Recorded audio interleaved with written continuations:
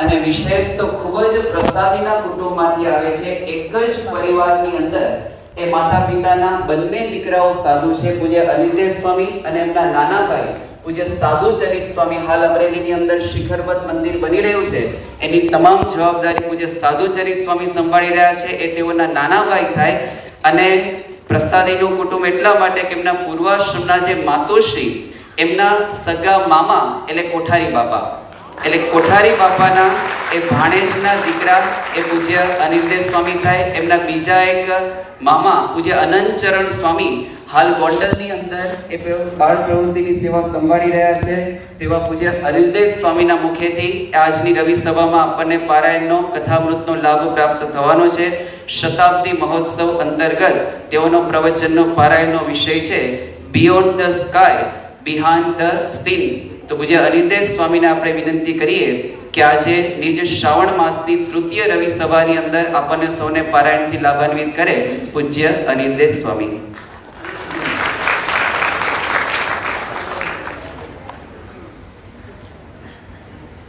गुणातीतोऽक्षरं ब्रह्म भगवान् पुरुषोत्तमः जनो जानन्तं सत्यं मुच्यते भगवन्दनात्। श्री स्वामिनारायण भगवाननी जय। अक्षर पुरुषोत्तम महाराजनी जय। गुणातीतानंद स्वामी महाराजनी जय। भगत जी महाराजनी जय। शास्त्री जी महाराजनी जय। योगी जी महाराजनी जय। प्रमुख स्वामी महाराजनी जय। महंत स्वामी महाराजनी जय।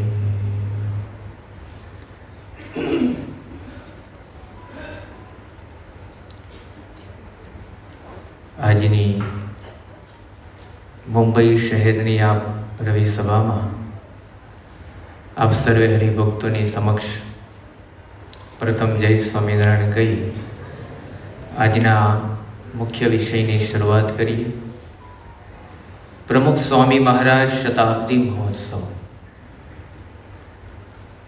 છેલ્લા 7 વર્ષથી જેની ઉજવણી માટે વિશ્વના પ્રત્યેક ખૂણામાં વસતા BAPSના આબાલ સૌ ભાઈ હરિભક્તો જેની ઉમંગભેર ઉત્સાહભર અને ઉલ્લાસભર ઉજવણીની રાહ જોઈ રહ્યા હતા અને ઉત્સવના આપણે સૌ અહીંયા બેઠેલા પ્રત્યક્ષ સાક્ષી બન્યા। ન કેવળ સાક્ષી પરંતુ સાથે સહભાગી પણ બન્યા। એટલા માટે પ્રથમ આભાર આપણે ભગવાન સ્વામિનારાયણ અને ગુણાતીત ગુરુવર્યનો માનીએ છીએ કે વચ્ચે આવેલા વિશ્વના કઠણ એવા કોરોના કાળમાં આપણને જીવતા રાખ્યા કે જેથી આપણે આ શતાબ્દીનો લાભ લઈ શક્યા। કારણ કે આ કોરોના કાળમાં કેટલાય ઉપડી ગયા, પરંતુ આપણે એવા સદભાગી પણ ખરા કે જેથી આપણે જીવતા રહ્યા અને આવા ન ભૂતોના ભવિષ્યથી એવા પ્રમુખ સ્વામી મહારાજ શતાબ્દી મહોત્સવના સાક્ષી બન્યા, સહભાગી બન્યા, સદભાગી બન્યા। પ્રમુખ સ્વામી મહારાજ શતાબ્દી મહોત્સવ એ કેવો ઉત્સવ હતો એની શરૂઆતમાં હું થોડી વિભાવના રજૂ કરું છું કે પ્રમુખ સ્વામી મહારાજ શતાબ્દી મહોત્સવ એટલે મહિમા અને મદદથી મહેકાતો એક દિવ્ય માહોલ। પ્રમુખ સ્વામી મહારાજ શતાબ્દી મહોત્સવ એટલે દિવ્યતા, ભવ્યતા અને રમ્યતાનો ત્રિવેણી સંગમ। પ્રમુખ સ્વામી મહારાજ શતાબ્દી મહોત્સવ એટલે સેવા, સમર્પણ અને સંપત્તિ લહેરાતો સાગર। પ્રમુખ સ્વામી મહારાજ શતાબ્દી મહોત્સવ એટલે સેવામાં ઉત્સાહ ઉર્જા અને ઉત્કૃષ્ટતાનું રચાતું પ્રયાગરાજ તીર્થ. પ્રમુખ સ્વામી મહારાજ શતાબ્દી મહોત્સવ એટલે આવનાર પ્રત્યેક દર્શનાર્થીને આશ્ચર્ય, અહોભાવ, આનંદ, અદ્ભુતતા અને અભિનવતાનું પીરસાતું પંચામૃત. પ્રમુખ સ્વામી મહારાજ શતાબ્દી મહોત્સવ એવો ઉજવાયો કે જ્યાં પ્રત્યેક સ્થળે, પ્રત્યેક સમયે અને પ્રત્યેક દ્રશ્યે આપણો કંઠ ગદગદ થઈ જાય, હૃદય ગૌરવથી છલકાઈ જાય અને મન ગરિમાથી ભરાઈ જાય એવો આ પ્રમુખ સ્વામી મહારાજનો શતાબ્દી મહોત્સવ હતો. જીવન શુદ્ધિ, જીવન પરિવર્તન અને જીવન ઘડતરની પ્રેરણા આપતો એક દિવ્ય પ્રેરણાત્મક મહોત્સવ હતો. સાથે સાથે પ્રગટ ગુરુહરિ મહંત સ્વામી મહારાજના કર્મઠ, કોમળ અને કુશળ નેતૃત્વનું એક અનેરું અને ન્યારું દર્શન એટલે પ્રમુખ સ્વામી મહારાજ શતાબ્દી મહોત્સવ. આ ઉત્સવ કેવળ એક સમય માટે નહોતો, આ ઉત્સવ કેવળ એક સ્થળ માટે નહોતો, આ ઉત્સવ એ કેવળ એક સીમિત સમુદાય માટે નહોતો, પરંતુ વિશ્વના પ્રત્યેક વ્યક્તિને પ્રેરણા આપી શકે એવો એક દિવ્ય મહોત્સવ હતો. ન કેવળ એ એક મહિનાનો ઉત્સવ હતો, પરંતુ આ ઉત્સવ એ સમગ્ર જીવનનો ઉત્સવ હતો. તો આવા ઉત્સવના આપણે સહભાગી બન્યા, સાક્ષી બન્યા અને સદભાગી બન્યા. આજે જે વાતો કરવાની છે એ beyond the sky, behind the scene. એટલે કે આ મહોત્સવની એવી અદ્વિતીયની વાતો તો હશે જ, પરંતુ એની પાછળ કેવી પ્રેરણા હતી, કેવો પ્રવેશ હતો, કેવું પ્રોત્સાહન હતું, એની પણ થોડી રહસ્યમય વાતો સાંભળવાનો પ્રયાસ કરીશું. આજના આ પ્રવચનને 7 વિષયની અંદર વહેંચવામાં આવ્યું છે. પહેલો વિભાગ છે પ્રોત્સાહન, બીજો પ્રવેશ, ત્રીજો વિષય છે પ્રમાણ, ચોથો વિષય છે પરોપકાર, પાંચમો વિષય છે પુરુષાર્થ, છઠ્ઠો વિષય છે પ્રભાવ અને સાતમો વિષય છે પરિવર્તન. આ 7 વિષયની અંદર આજની આ પ્રવચનમાળા રજૂ થશે, પરંતુ એના કેન્દ્રમાં રહેલા છે પરમ પૂજ્ય મહંત સ્વામી મહારાજ. જેમ મેઘધનુષ્યની અંદર દેખાય છે રંગો 7, જાની વાલી પીનારા, આપણે એ પ્રમાણે સ્કૂલમાં ભણી ગયા છીએ, અને આકાશમાં પણ જ્યારે એવો મેઘધનુષ્યનો નજારો થાય ત્યારે આપણું મન અને હૃદય પણ રોમાંચિત થઈ જાય છે. આ મેઘધનુષ જોવું ગમે છે. એ અદ્ભુત 7 રંગની વિભાવનાનું દ્રશ્ય આપણા મન અને હૃદયમાંથી વિસરાતું નથી, પરંતુ જો થોડા ઊંડા ઉતરીએ તો મેઘધનુષના રંગો દેખાય છે 7, પરંતુ હકીકતમાં તો એ સફેદ રંગના પરાવર્તિત એ અન્ય રંગો જ છે. મૂળ રંગ સફેદ છે, એ સફેદ રંગમાં પરાવર્તિત થઈને 7 રંગનો નજારો આપણી સામે દેખાય છે. એમાં મહોત્સવનું પ્રમાણ અદ્ભુત હતું. મહોત્સવમાં લોકોએ પરોપકાર કરતાં મદદ પણ અદ્ભુત કરી, પ્રોત્સાહન પણ મહંત સ્વામી મહારાજે આપ્યું, પ્રવેશ પણ એમનો હતો, લોકોએ પુરુષાર્થ કરતાં સમર્પણ પણ સ્વયંસેવકોએ કર્યું. પરંતુ એના કેન્દ્રમાં સફેદ રંગ તરીકે હતા પરમ પૂજ્ય મહંત સ્વામી મહારાજ. એમના જ પ્રવેશ, એમના જ પ્રોત્સાહન, એમની જ પ્રેરણાથી આટલો એક દિવ્ય અને ભવ્ય મહોત્સવ ઉજવાઈ શક્યો. પહેલો વિભાગ લઈએ છીએ મહંત સ્વામી મહારાજે ઉત્સવ માટે આપેલું પ્રોત્સાહન. જ્યારે 2015ની સાલમાં 19મી ડિસેમ્બરે ગુરુહરિ પ્રમુખ સ્વામી મહારાજના પ્રત્યેક સાનિધ્યમાં એમનો 95મો જન્મજયંતિ મહોત્સવ સારંગપુરમાં ઉજવાયો. અને એ વખતે આપણી સંસ્થાના આંતરરાષ્ટ્રીય કન્વીનર સંત પરમ પૂજ્ય ઈશ્વરચરણ સ્વામીએ જાહેરાત કરી કે હવે આપણે આજથી પ્રમુખ સ્વામી મહારાજ શતાબ્દી મહોત્સવની જય બોલાવી અને ઉત્સવ માટે કટિબદ્ધ થઈએ.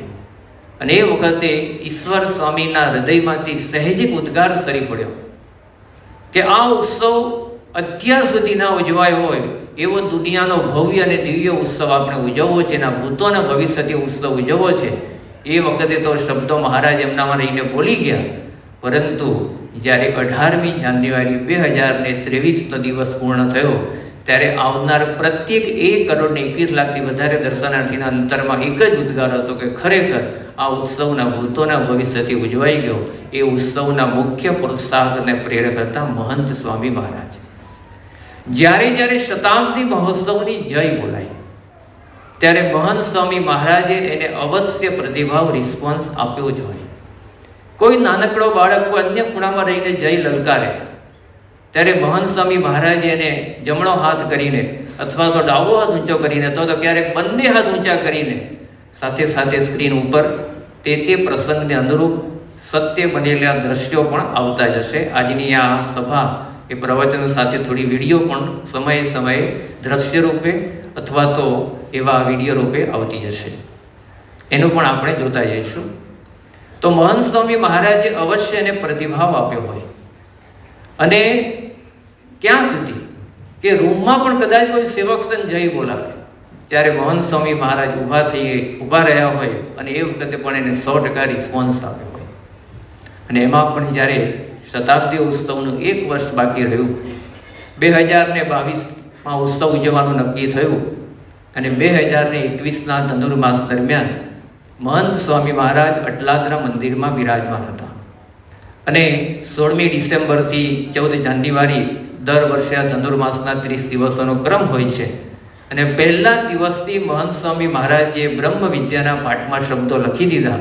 પહેલું જ વાક્ય એમને લખ્યું કે રોજ સવારે ઉઠીને પહેલો વિચાર કરવો કે હું શતાબ્દી માટે શું કરી શકું.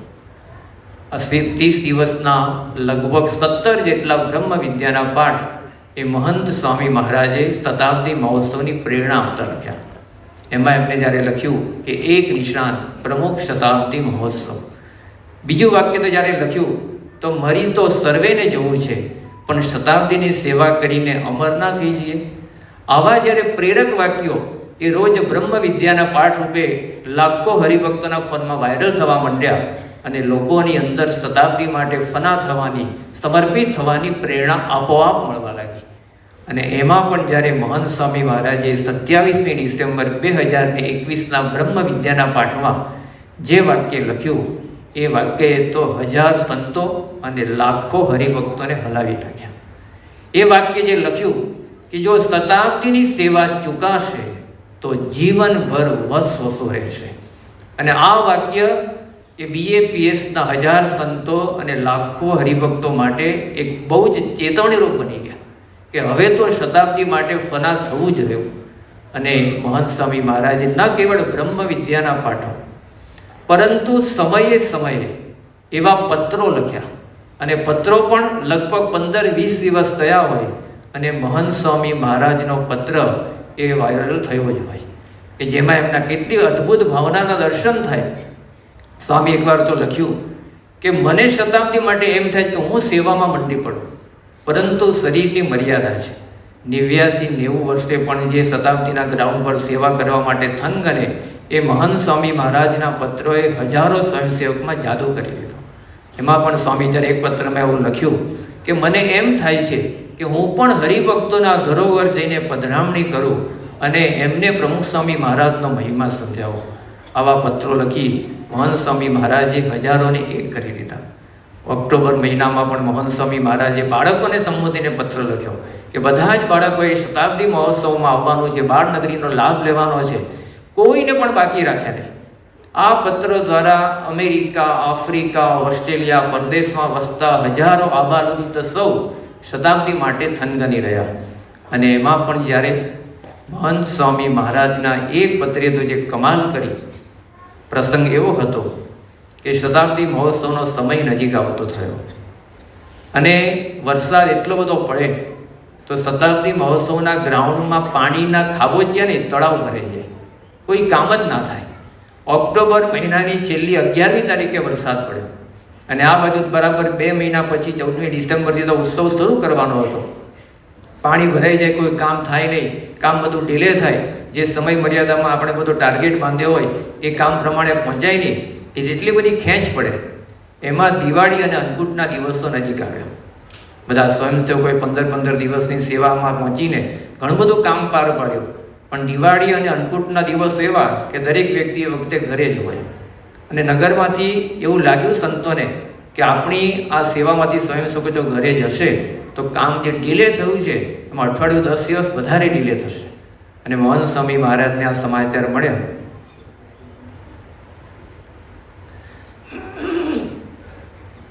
કે આ દિવાળી અને અન્નકૂટના દિવસો નજીક આવે છે, તો એક પત્ર એમને સહેજે લખ્યો અને પત્રનું ટાઇટલ આપ્યું દિવાળી નવું વર્ષ તો નગરમાં.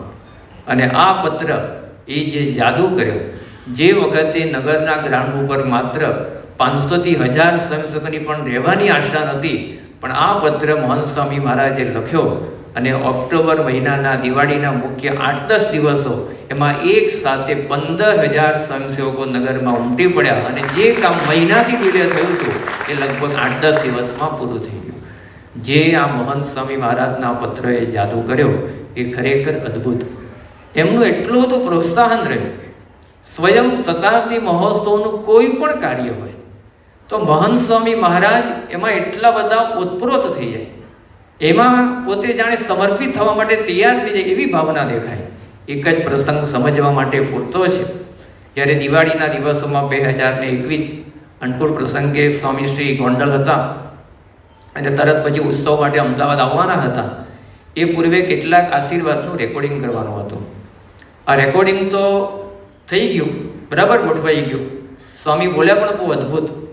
પણ જ્યારે એનું એડિટિંગ કરવા માટે વિડીયો વિભાગના સંતો અને કાર્યકરો બેઠા ત્યારે એવું લાગ્યું કે ખરેખર આપણી ખામીને લઈને આ એડિટિંગ વિડીયો ક્વોલિટી બરાબર આવી નથી. સ્વામી તો અદ્ભુત બોલ્યા હતા. એટલે એમને થયું કે આ આશીર્વાદ તો મહોત્સવની મુખ્ય સભાઓમાં પ્રસારિત કરવાના છે અને જો એને બરાબર સારા ક્વોલિટી સાથે નહીં આપીએ તો સારું ના દેખાય. એટલે એમને સેવક સંત શ્રુતિપ્રિય સ્વામીને વિનંતી કરી કે સ્વામીને વિનંતી થઈ શકે કે આશીર્વાદ જે હમણાં કર્યા છે એ તો અદ્ભુત જ છે, પણ અમારી થોડી ટેકનિકલ ખામી રહી ગઈ એટલે જરા જોઈએ એવી ક્વોલિટી આવી નથી, તો ફરીથી કંઈક સ્વામી આવું બોલી શકે? એટલે શ્રુતિપ્રિય સ્વામી કીધું કે હું સ્વામીને પૂછી લઉં પછી આપણે નક્કી કરીએ.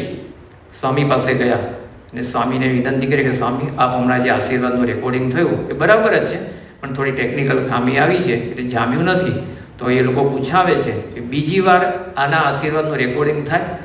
અને મહંત સ્વામી મહારાજને જેવી સેવક સંતે વિનંતી કરી, સ્વામી તરત જ બોલ્યા કે શતાબ્દી માટે બીજી વાર નહીં 5-5 વાર રેકોર્ડિંગ કરવું પડે તો પણ હું તૈયાર છું. આ મહંત સ્વામી મહારાજનો સ્વયં એમનો એટલો ઉત્સાહ હતો ને, એ લોકોએ પ્રત્યક્ષ જોયો, માણ્યો અને શતાબ્દીની સેવા માટે સૌ ફના થવા માટે તૈયાર થઈ ગયા. તો સ્વયં એમનું એવું પ્રોત્સાહન જેને લઈને આટલા 80,000 સ્વયંસેવકો શતાબ્દી મહોત્સવની સેવા માટે ફના થઈ ગયા, સમર્પિત થઈ ગયા. બીજી વસ્તુ એમનો પ્રવેશ. શતાબ્દી મહોત્સવનું કાર્ય તો ખરેખર બહુ જ એ કામ જોઈએ તો ચેલેન્જિંગ હતું. ચેલેન્જિંગ એટલા માટે કારણ કે ઘણા બધા વિભાગોના જે ટાર્ગેટ પ્રમાણે દિવસ પ્રમાણેના કાર્યો હતા એ ડીલે થતા હતા અને ડેટ ફિક્સ હતી. હવે એ ટાર્ગેટ પ્રમાણે જો કામ ના કરીએ તો આખું શતાબ્દી મહોત્સવમાં સારું ના દેખાય. એટલે દરેક વિભાગમાં આવું હતું. કોઈ પણ વિભાગ તમે જુઓ એ બધા જ વિભાગો ખેંચાતા હોય. ક્યાં કોઈક જગ્યાએ સ્વયંસેવકો ઓછા પડતા હોય, તો કોઈ જગ્યાએ વરસાદ જેવા વિઘ્ન હોય, તો કોઈ જગ્યાએ ટેકનિકલ ખામી હોય, તો કોઈ જગ્યાએ વાતાવરણની ખામી હોય. આવા બધા એટલા બધા પ્રશ્નો આવે કે જ્યાં આપણી બુદ્ધિ કામ ના કરે, જ્યાં આપણા સાધનો કામ ના કરે, જ્યાં આપણી કોઈ પણ આવડત કે આપણું કોઈ પણ કલા કૌશલ્ય વામણું પુરવાર થાય. આવા સંજોગોમાં કરવું શું? આ પરિસ્થિતિમાં એક જ આધાર હતો, સંતપ્તા નામ તોસી શરણમ. કાલિદાસે મેઘદૂતમાં લખ્યું છે કે આવી પરિસ્થિતિ થાય ત્યારે ભગવાન અને સંત એક જ આધાર હોય છે. મેરો તો તુમ હી એક આધારો. અને દરેક વિભાગના દરેક સંતને કાર્યકરને અંતરમાં એક પ્રોત્સાહન હતું, એક આશ્વાસન હતું કે ભલે કામ અટકે છે પણ આપણી બુદ્ધિ કામ નહીં કરે, આપણી આવડત કામ નહીં કરે, સાધનો વામના પુરવાર થાય છે, આપણો સમૂહ કામ નહીં કરે, પણ સ્વામીના પ્રવેશથી થશે. અને ખરેખર એમનો પ્રવેશ થાય ત્યારે અદ્ભુત નજારો સર્જાઈ જાય. જ્યારે બાલનગરીનો એક શો હતો ભૂજો, એક આદિવાસી બાળકની કથા દ્વારા માતા પિતાને આદર આપવો એવી બાળકોને પ્રેરણા મળે એવો આખો શો રજૂ કરવાનો હતો. અને ઓક્ટોબર મહિનામાં એનું શૂટિંગ ચાલતું હતું સાપુતારાના જંગલોમાં. એ જંગલોમાં જ્યારે શૂટિંગ શરૂ થયું અને મુખ્ય શૂટિંગનો દિવસ આવ્યો, આગલા દિવસે બધી તૈયારી થઈ ગઈ. આખો આદિવાસીનો જે કબીલો બનાવવાનો હતો એ બધું ગોઠવાઈ ગયું, બહુ સરસ બધું સેટઅપ થઈ ગયું.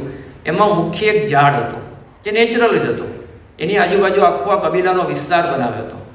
પણ સાંજે જ્યારે બધાની નજર ગઈ, કબીલો તો બનાવી દીધો, તેના સાપુતારા વિસ્તારના બધા હરિભક્તોએ બહુ સારી મદદ કરી અને મુંબઈથી બધી જે ટીમ ગઈ હતી એમનો પણ સહકાર. પણ જ્યારે નજર ગઈ ત્યારે જોયું તો જે ઝાડ હતું ને એ સંપૂર્ણપણે સૂકું. આ દેખાય છે એનો પ્રત્યક્ષ ફોટો. એક પણ પાંદડું એમાં નહીં, એક પણ પાંદડું એમાં નહીં. હવે આવું ઝાડ આજુબાજુ આખું દ્રશ્ય કરવું એટલે જ્યારે બધા વિડીયો વિભાગના બધા આ ડિરેક્ટરની બધી જે ટીમ હતી એને થયું કે આપણે આટલું સારું શૂટિંગ કરીએ છીએ, આપણે બધું ગોઠવાઈ ગયું છે, આખો કબીલો સરસ બની ગયો છે, પણ આ ઝાડભાઈ કે પાંદડું નથી. પણ રાતોરાત તો ક્યાંથી પાંદડા લગાવી શકાય, રાતોરાત પાંદડા ફૂટે પણ ક્યાંથી. અને સ્વામીને ફોન કર્યો અને સ્વામી શબ્દો કીધા પ્રોત્સાહન રૂપે કે થઈ જશે, મારા સ્વામી રક્ષા કરશે, એવા ભાવના શબ્દો કીધા. અને સવારે જ્યારે 7:30 વાગે બધા શૂટિંગ માટે જગ્યા ઉપર આવ્યા ત્યારે લોકોની આંખમાં મનાઈ નહીં એ દ્રશ્ય આવ્યું. જ્યાં આપણા સાધનો કામ ના કરે, જ્યાં આપણી આવડત કામ ના કરે, જ્યાં આપણી ગમે તેવું કલા કૌશલ્ય કામ ના કરે, ત્યાં બ્રહ્મનો પ્રવેશ થાય અને એક અશક્ય કાર્ય શક્ય બની જાય. આવા સેંકડો પ્રસંગો પ્રત્યેક વિભાગના કેટલાય સંતોને કાર્યકરોએ અનુભવ્યા છે. એવો એક વિભાગ હતો લાઇટ એન્ડ સાઉન્ડ શો. અદ્ભુત શો રજૂ થયો. એક સાથે 28-30 હજાર હરિભક્તોને સમાવી શકે અને ગુરુહરિ પ્રમુખ સ્વામી મહારાજના જીવન, કાર્ય, ગુણો, વ્યક્તિત્વ ઉપર માત્ર 22 જ મિનિટમાં પ્રેરણા પમાડી શકે એવો અદ્ભુત આખો લાઇટ એન્ડ સાઉન્ડ શો હતો.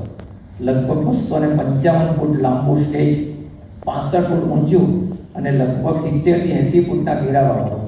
આટલા વિશાળ સ્ટેજ સાથમાં એક સાથે લાઇવ સાઉન્ડ અને લાઈવ પરફોર્મન્સ બધું એક સાથે રજૂ થાય. હવે જ્યારે ગણતરીના દિવસો હતા, 14મી ડિસેમ્બરથી ઉત્સવ શરૂ થવાનો હતો અને લગભગ 11મી ડિસેમ્બર આ લાઇટ એન્ડ સાઉન્ડની જે મુખ્ય વિડીયો હતી જે 10K ફોર્મેટમાં બનાવવામાં આવી હતી. એ થોડી કોમ્પ્યુટરની ટેકનિકલ ભાષા જાણતા હોય એને થોડો આ ખ્યાલ આવે કે જે અત્યારે બધી સારામાં સારી ફિલ્મો બને છે એનું ફોર્મેટ 4K હોય છે. એના કરતાં બહુ જ મોટું આ ફોર્મેટ 10K ફોર્મેટમાં બનાવ્યું, એટલે બહુ જ મોટું આનું ફોર્મેટ કહેવાય. એના રેન્ડરિંગ માટે, એના એડિટિંગ માટે બહુ જ મોટા હેવી કોમ્પ્યુટરની જરૂર પડે. એ કોમ્પ્યુટર પણ આવી ગયા હતા અને જેને ફાઇનલ રેન્ડરિંગ માટે જ્યારે આ ફાઇલને મૂકવામાં આવી અને વિડીયો વિભાગના સંતો અને કાર્યકરો અચંબામાં પડી ગયા. કારણ કે કોમ્પ્યુટર બતાવે 90 કલાક, 11મી ડિસેમ્બરનો આ દિવસ અને 90 કલાકનો સમય બતાવે એટલે શું થયું, લગભગ 4 દિવસ. અને 14મી ડિસેમ્બરે તો શરૂ કરવાનું એટલે ફરીથી એને સ્ટોપ કર્યું અને રિફ્રેશ કરીને ફરીથી સ્ટાર્ટ માટે બટન દબાવ્યું તો સમય બતાવે 94 કલાક. ફરીથી રિફ્રેશ કરીને બટન દબાવ્યું, સમય બતાવે 98 કલાક. એટલે બધા ગભરાઈ ગયા. હવે આમાં કોમ્પ્યુટર પણ કામ કરતું નથી, આમાં બુદ્ધિ કામ કરતી નથી, આવડત કામ કરતી નથી. બધા સમૂહમાં બધા જ બુદ્ધિશાળી માણસો હતા ત્યાં, આપણા સંતો અને કાર્યકરો કોમ્પ્યુટર વિભાગના. પણ શું કરે?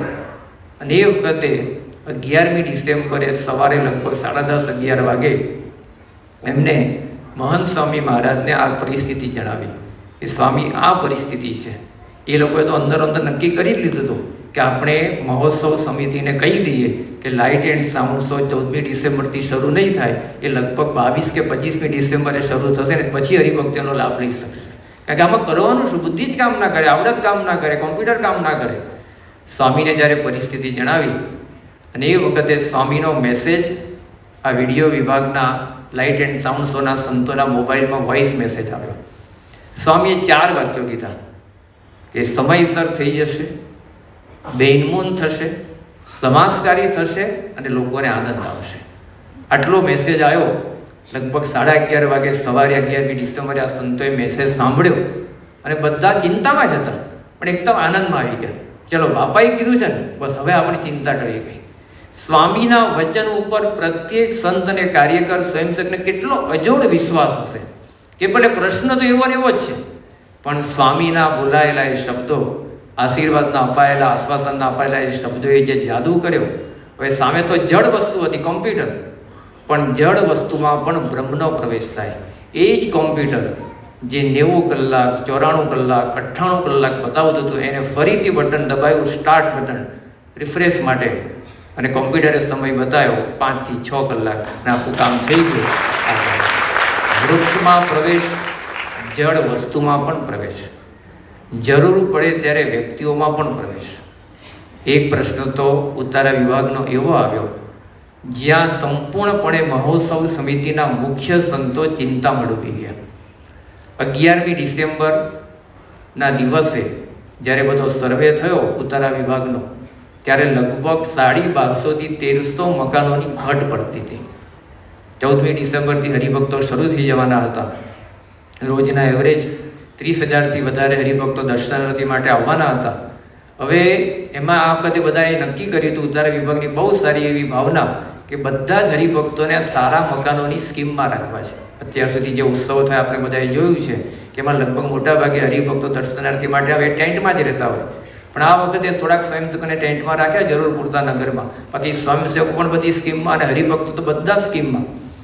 હવે છેલ્લે જ્યારે એમાં હવે વાંક કોનો કાઢવો? વાંક કોઈનો હતો જ નહીં, કારણ કે આપણે બધા બિલ્ડરો ઉપર આશા રાખીને બેઠા હતા અને એમને પણ પોતાની પૂરેપૂરી તૈયારી કરી છે. એમને પણ પોતાનું સમગ્ર કાર્ય પતી જાય અને નવેમ્બરના 15 દિવસમાં આપણને મકાનોની સ્કીમ આપી દે એવી આશ્વાસન અને પ્રેરણા આપી હતી. પરંતુ હવે કરવાનું શું? કારણ કે એ લોકો પણ નિસહાય થઈ ગયા હતા. એ ડિપેન્ડ હોય કોન્ટ્રાક્ટર ઉપર, કોન્ટ્રાક્ટર ડિપેન્ડ હોય વસ્તુ અને મજૂરો ઉપર. એમાં પરિસ્થિતિ છેલ્લા 6-8 મહિનામાં એવી થઈ હતી, રશિયા અને યુક્રેનની યુદ્ધ એટલે સ્ટીલ અને સિમેન્ટના ભાવ આસમાને પહોંચ્યા હતા, એટલે કામ ધીમું પડી જાય. બીજું એમાં મોરબીમાં ટાઇલ્સની હડતાલ પડી 2 મહિના સુધી, ટાઇલ્સના કારખાના બંધ થઈ ગયા. ત્રીજી વસ્તુ એ આવી કે એ વખતે કપચી જે વપરાય, કપચીના ભાવ એ લોકોએ હડતાલ પાડી, 1.5-2 મહિને એની હડતાલ ચાલી. એટલે જે કામ દિવાળીએ પૂરું થવાનું હતું એની જગ્યાએ એ કામ નવેમ્બરના એન્ડમાં પણ પૂરું થઈ શક્યું નહીં. અને જ્યારે સર્વે કર્યો ત્યારે 1200 થી 1300 મકાનોની ઘટ. જરૂર હતી લગભગ 5,500 મકાનો. એક મકાનમાં એવરેજ 10 થી 12 હરિભક્તો રોકાય તે પ્રમાણે આખી બધી વ્યવસ્થા કરી હતી. પણ હવે આ પ્રશ્નમાં 11મી ડિસેમ્બરે મહોત્સવ સમિતિના મુખ્ય સંતો પૂજ્ય યજ્ઞપ્રિય સ્વામી, નિખિલેશ સ્વામી વગેરે સંતો એકદમ ચિંતામાં, અને તાત્કાલિક મહંત સ્વામી મહારાજને ઝૂમ કોન્ફરન્સ દ્વારા જણાવ્યું. સ્વામી પોતાના નિવાસસ્થાને હતા, નગરથી 2-2.5 કિલોમીટર દૂર જ એમનું નિવાસસ્થાન હતું. ઝૂમ કોન્ફરન્સ કરીને સ્વામીને આખી પરિસ્થિતિથી વાકેફ કર્યા. એટલા બધા ચિંતામાં હતા કે સ્વામી હવે આમાં કોઈ રસ્તો દેખાતો નથી. તાત્કાલિક 1200-1300 મકાનો લાવવા ક્યાંથી જવું? અને કદાચ કોઈ આપે તો તાત્કાલિક બધી વ્યવસ્થા જોવી કેટલું અઘરું છે. 2 દિવસ જ બાકી છે. નિખિલેશ સ્વામીનો સ્વભાવ સહેજે આવો ચિંતા એટલે એમને બધી રીતે ભાષામાં વાત કરી અને એમને તો સ્વામીને ત્યાં સુધી કહી દીધું કે સ્વામી, જો આ કામ નહીં થાય તો આપણે આજે જાહેર કરી દેવું પડશે કે હવે મહોત્સવ 25મી ડિસેમ્બરથી શરૂ થશે.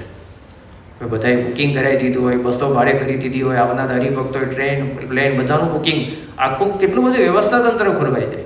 અને સ્વામીને આખી પરિસ્થિતિથી વાકેફ કર્યા ત્યારે એ વખતે મહંત સ્વામી મહારાજ માત્ર 2 જ શબ્દો બોલ્યા, વાક્યો પણ નહીં, કે થઈ જશે. પણ શું થઈ જશે? ફિયાસ્કો થઈ જશે? કારણ કે આ પરિસ્થિતિ જેવી હતી, એ તો જે એમાં ડૂબેલા હોય એની અંદર ઓતપ્રોત થઈ ગયો એને જ ખબર પડે. પણ જેવા સ્વામીના વાક્યો બોલાયા કે થઈ જશે, અને બધા સંતો ચિંતામાં હતા પણ નચિંત થઈ ગયા. સ્વામીએ કીધું છે ને એટલે થઈ જશે. ઝૂમ કોન્ફરન્સ પૂરો થયો, પોતપોતાના વિભાગની સેવામાં પરોવાયા, અને સાંજે, એ જ સાંજે જેને આપણો સંપર્ક નહોતો કર્યો એવા 3 થી 4 બિલ્ડર ભાઈઓ નગરમાં આવ્યા અને આવીને ઉતારા વિભાગનો સંપર્ક કરીને કીધું કે મારી પાસે 300 મકાનની સ્કીમ છે, મારે સેવામાં આપવી છે, તમે મારી સેવા કરો. થોડો સમય ત્યાં બીજા બિલ્ડર આવ્યા કે મારી પાસે 400 મકાનની સ્કીમ છે, મારી સેવા સ્વીકારો. ત્રીજા બિલ્ડર આવ્યા કે મારી પાસે 500 મકાનો તૈયાર છે, પહેલાં તમે સેવામાં વાપરો. આપણે જરૂર હતી 1200 થી 1300. એ જ સાંજે 1500 થી 1600 મકાનોની સ્કીમ આવી ગઈ અને કોઈને ખબર પણ ના પડી. નાખો જરૂર પડે ત્યારે વ્યક્તિઓમાં પણ પ્રવેશ આ મહંત સ્વામી મહારાજનો થયો. જરૂર પડે ત્યારે વાતાવરણમાં પ્રવેશ. મહોત્સવ તો 14મી ડિસેમ્બરે શરૂ થઈ ગયો, પરંતુ ગરમી એટલી બધી પડે કે બપોરે ત્યાં કોઈ જગ્યાએ ડિહાઇડ્રેશન થઈ જાય, ઘણાને બધા ફ્રસ્ટ્રેટ થઈ જાય અને એક્ઝોસ્ટ થઈ જાય. કારણ કે બધા મોટાભાગના શો હતા એ તંબુમાં હતા, ટેન્ટમાં હતા, ડોમમાં બનાવવામાં આવ્યા હતા. એટલે પંખા ચાલુ કરે, ઘણી એસી ચાલુ કરે. દિવસો શિયાળાના, અને અમદાવાદની ઠંડી એટલે સારી એવી ઠંડી શિયાળાની હોય, લગભગ 8 થી 10 ડિગ્રી ઠંડી પહોંચે. એમાં 15 ડિસેમ્બર, 16 ડિસેમ્બર, 17 ડિસેમ્બર બપોરે ગરમીનો અનુભવ થાય કે ઉનાળો છે કે શું એવું લોકોને લાગે. એટલે અચાનક 4 થી 5 કલાકના સમયગાળા બપોરના એવા હતા કે આ ચિંતાનો વિષય બની ગયો. અને એ વખતે 17મી ડિસેમ્બરના દિવસે પૂજ્ય નિખિલેશ સ્વામીએ મહંત સ્વામી મહારાજને કીધું કે સ્વામી, શિયાળો છે પણ શિયાળો જેવું લાગતું જ નથી અને બપોર ખાલી જાય છે અને જ્યાં આપણે પછી એકદમ સાંજે ભરાવો થઈ જાય છે એટલે આપણી વ્યવસ્થા તંત્ર ખોરવાય છે, તો કાંઈક ઠંડી પડે એવું કરો. અને એ વખતે મહંત સ્વામી મહારાજે સેવક સંતને કીધું કે તમે ઠાકોરજી પાસે માળા ફેરવો. ખાલી સેવક સંતે આજ્ઞા ના કરી, સ્વામી પોતે પણ બપોરના 1:47 વાગે આ રીતે મુદ્રામાં બેઠા, હાથમાં માળા લીધી, સામે ઠાકોરજીની મૂર્તિ મૂકી અને બરાબર 2:30 વાગ્યા સુધી લગભગ 45 મિનિટ સુધી માળા ફેરવી, જેથી વાતાવરણ સાનુકૂળ અને અનુકૂળ થાય. અને એ જ સાંજે જોયું એ ઠંડી જે પડી અને છેક 18મી જાન્યુઆરી સુધી ઠંડી એવી રહી કે બપોરે પણ સ્વેટર ઓઢવા પડે એવી પરિસ્થિતિ આવી ગઈ, જેથી બપોરે પણ બધા શાંતિથી લાભ લઈ શકે. જરૂર પડે ત્યારે વૃક્ષમાં પ્રવેશ, જરૂર પડે ત્યારે વસ્તુમાં પ્રવેશ, જરૂર પડે ત્યારે વાતાવરણમાં પ્રવેશ, વ્યક્તિઓમાં પ્રવેશ, આ મહંત સ્વામી મહારાજના પ્રવેશને લઈને જ આ ઉત્સવ શક્ય બને છે. જરૂર પડે ત્યારે વિભાગમાં પ્રવેશ. અમુક વસ્તુ એવી હતી કે જે આપણી કલ્પનાની બહાર અને જ્યાં બુદ્ધિ આવડત કામ ના કરે, એમાં એક વિભાગ હતો મીડિયા વિભાગ, પ્રેસ મીડિયા વિભાગ. એ પ્રેસ મીડિયા વિભાગના સંતોને, કાર્યકરોને વિચાર આવ્યો કે આપણે એક એપ્લિકેશન બનાવીએ કે જેથી આવનારા બધા પત્રકારો ભાઈઓ આવે, એમના પરિવાર સાથે આવે, કોઈ વ્યક્તિગત આવે, કેટલી વાર આવે એનો રેકોર્ડ રહે, એ એપ્લિકેશન બનાવવાની જરૂર પડે. હવે આ વિચાર આવ્યો છે નવેમ્બરના પહેલા બીજા અઠવાડિયામાં, મહોત્સવને બાકી 1 મહિનો. હવે એપ્લિકેશન બનાવવા માટે ઘણા બધા દિવસ અને મહિનાઓ જોઈએ. જો આવી સારી ક્વોલિટીની એપ્લિકેશન બનાવવી હોય તો વિચાર સારો હતો. અને આપણે મહોત્સવમાં લગભગ 20 થી 22 જેટલી નવી એપ્લિકેશન કાર્યરત હતી. દર્શનાર્થી માટે એપ્લિકેશન, સ્વયંસેવક માટે એપ્લિકેશન, એવી ઘણી બધી એપ્લિકેશન હતી. તો આવી એપ્લિકેશન બનાવવા માટે એવા વિભાગના જાણકાર આપણે હરિભક્ત હતા, જેની પાસે 32 થી 35 માણસોની આવી ટીમ, બહુ જ મોટી એની આઈટી ફોર્મ ચલાવે છે, એમનો સંપર્ક કર્યો અને કીધું આવી અમારે એપ્લિકેશન બનાવવી છે. તો પેલા આપણા આઈટી વિભાગના હરિભક્ત જે આટલા મોટા કન્સલ્ટિંગનું કામ કરે, એને કીધું કે સ્વામી, તમે જે રિક્વાયરમેન્ટ માગો છો એ બનાવતા લગભગ 4 મહિના થાય. હવે મહોત્સવ તો પૂરો થઈ જાય, નવેમ્બરના પહેલા અઠવાડિયાની વાત. એમને 12 બીજા આવા પ્રોફેશનલ વ્યક્તિનો સંપર્ક કર્યો જે સત્સંગી નહોતા, કે એમને પૂછ્યું કે એ શું કહે છે. એમને પણ આ જ જવાબ કે લગભગ 3.5 મહિના જેવું તો થાય. આ તો હિંમત હારી ગયા પ્રેસ વિભાગના, મીડિયા વિભાગના સંતો કે હવે કરવું શું. અને એ વખતે પ્રેસ મીડિયા વિભાગમાં સેવા આપતા આઈટીના ફ્રેશર યુવકો રાજકોટના, તિલક તાંગ અને બીજાનું નામ મયુર ચોટલિયા, એ બંને મીડિયા વિભાગની સેવા માટે આવ્યા હતા. પોતાનો અભ્યાસ પૂરો થયો આઈટીનો, કોમ્પ્યુટરનો બંને અભ્યાસ કર્યો હતો અને મીડિયા વિભાગની સેવામાં સંતો સાથે જોડાયેલા. એમને ખબર પડી કે સંતો બહાર સંપર્ક કરે છે પણ બધા 4 મહિનાનો સમય કહે છે. એમને કે સ્વામી, અમે પ્રયત્ન કરીએ. સંતો કે જ્યાં મોટા મોટા ધુરંધર વ્યક્તિએ ના પાડી દીધી, 4 મહિનાનો સમય, તમે તો એકદમ ફ્રેશર છો, નવા છો, તમે શું કરશો. તમે એક ચાન્સ તો આપો અમને, બાપાનો પ્રવેશ થશે. અને બંને આ યુવકો તદ્દન નવા ફ્રેશર આઈટીના યુવકો મયુર અને તિલકે એપ્લિકેશન બનાવવાની શરૂઆત કરી. આપણને જાણીને આશ્ચર્ય થશે, સ્વામીનો પ્રવેશ થયો માત્ર 90 કલાકની અંદર. PSM ગ્લોરી નામની એપ્લિકેશન જે 4 મહિનાનો સમયગાળો બતાવતા હતા એની જગ્યાએ 4 દિવસ કરતાં પણ ઓછા સમયમાં આ બંને યુવકોએ PSM ગ્લોરી અને નગરમાં ફૂલ્લી કાર્યરત થઈ. જરૂર પડે ત્યારે વિભાગમાં પ્રવેશ, અને જ્યાં જુઓ ત્યાં પ્રત્યેક વ્યવસ્થામાં મહંત સ્વામી મહારાજનો પ્રવેશ તો હતો જ. ખાલી એક ઇલેક્ટ્રિક વિભાગની વાત કરીએ, આટલું મોટું તંત્ર જ્યાં ચાલતું હોય, 23 મેગાવોટ પાવર નગરમાં વપરાતો હોય, 23 મેગાવોટ એટલે કોઈ બહુ જ મોટો જિલ્લો આવી ગયો, મીડિયમ કક્ષાનો જિલ્લો આવી ગયો. એટલો મોટો પાવર નગરની અંદર વપરાય, ઉતારા આટલા બધા ફેલાયેલા, આટલું મોટું નગર, આટલી બધી લાઇટો ચાલે, આટલા એસી ચાલે, આટલા બધા મોટા મોટા કોમ્પ્યુટર્સને બધું ચાલે. હવે આટલું બધું થયું પણ ઇલેક્ટ્રિક વિભાગના સંતોએ મહોત્સવ પૂરો થયા પછી ઇલેક્ટ્રિક વિભાગમાં સ્વામીનો કેવો પ્રવેશ, એનો એક જ વાક્ય કીધું કે અમને બહુ જ મોટી ચિંતા હતી કે આટલો બધો પાવર વપરાય છે તો કોઈક જગ્યાએ પાવર બ્રેક થશે, કોઈક જગ્યાએ શોર્ટ સર્કિટ થાય. આપણને ખબર છે શોર્ટ સર્કિટના બનાવો તો વારે વારે બનતા હોય, ગમે એટલી તમે સેફટીના કોડ પ્રમાણે કર્યું હોય પણ આ શોર્ટ સર્કિટ વસ્તુ એવી છે ગમે ત્યારે ગમે તે જગ્યાએ થાય. હવે નગર તો આખું કાપડ અને કંતાનનું બનેલું, જ્યાં જ્યાં તો વાંસ અને વળી જ વપરાયા હતા, એટલે ફૂલ્લી ફાયર થવાની શક્યતા. એમાંથી બધી લાઈનો જતી હોય, વાયર પસાર થતા હોય, અને આખા નગરની અંદર લગભગ 500 કિલોમીટરનું વાયરિંગ હતું. આ વાત કરું છું, 500 મીટર નહીં, 500 કિલોમીટરનું વાયરિંગ હતું.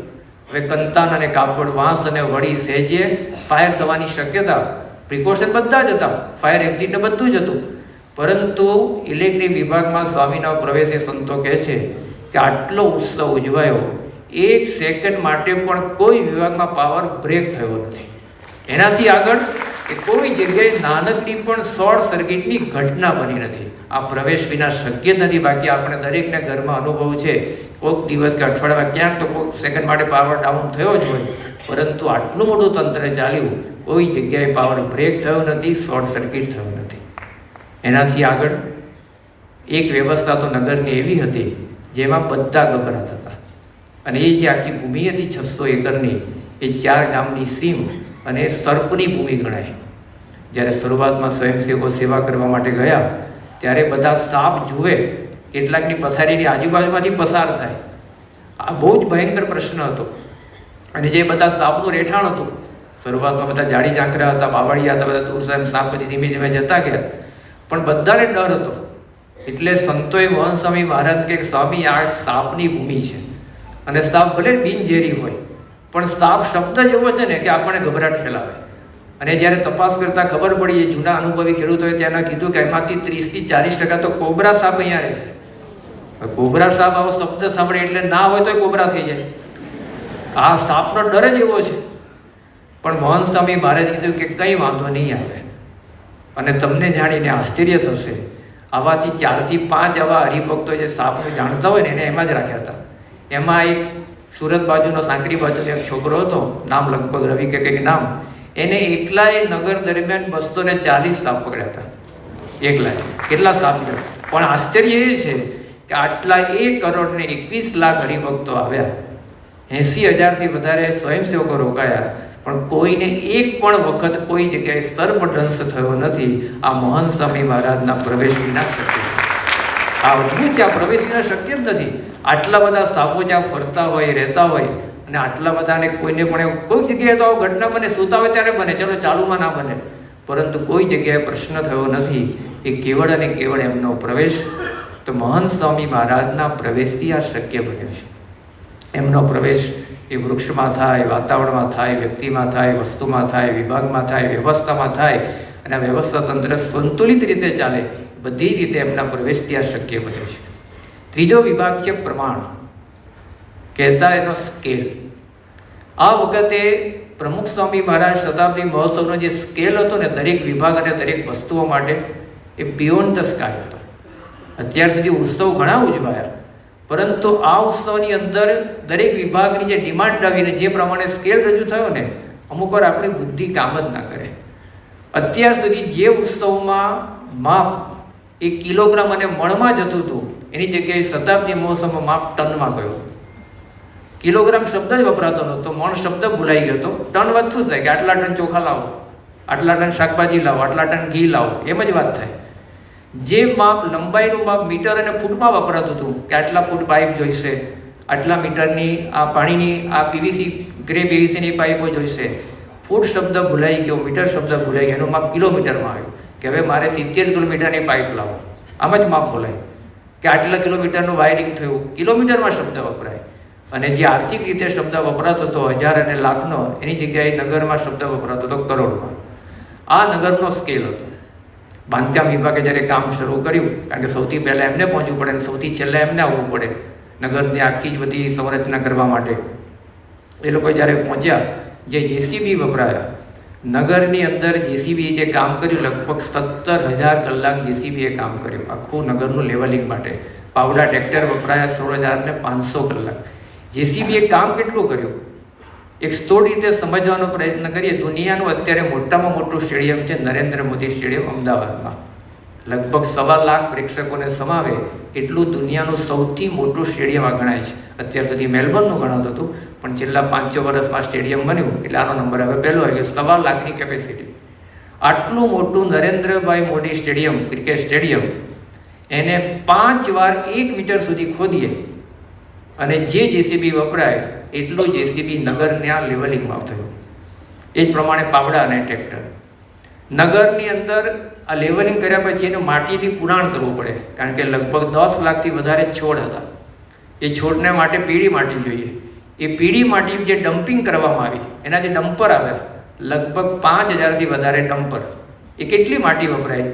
દુનિયાનું સૌથી ઊંચામાં ઊંચું સ્ટેચ્યુ ગણાય છે સ્ટેચ્યુ ઓફ યુનિટી, ત્યાં કેવડિયામાં છે. લગભગ 600 ફૂટની હાઇટવાળું, 181 મીટરની હાઇટ છે. આટલું મોટું સ્ટેચ્યુ સરદાર વલ્લભભાઈ પટેલનું, એને આખું સંપૂર્ણપણે માટીથી ઢાંકી દઈએ, નાખું એ ઢંકાઈ જાય અને 600 મીટર સુધીનો આખો ટેકરો થાય, એટલી માટી નગરની અંદર લેન્ડસ્કેપમાં અને પીળી માટી તરીકે વપરાય. આ બિયોન્ડ ધ સ્કાય. આ બધી આપણે જ્યારે ગણીએ ત્યારે ખ્યાલ આવે. એક વિભાગનું આવું છે. નગરમાં જે પ્રદર્શનના ડોમ હતા, એ ડોમની અંદર કેટલા ક્ષેત્રફળની અંદર ડોમ હતા?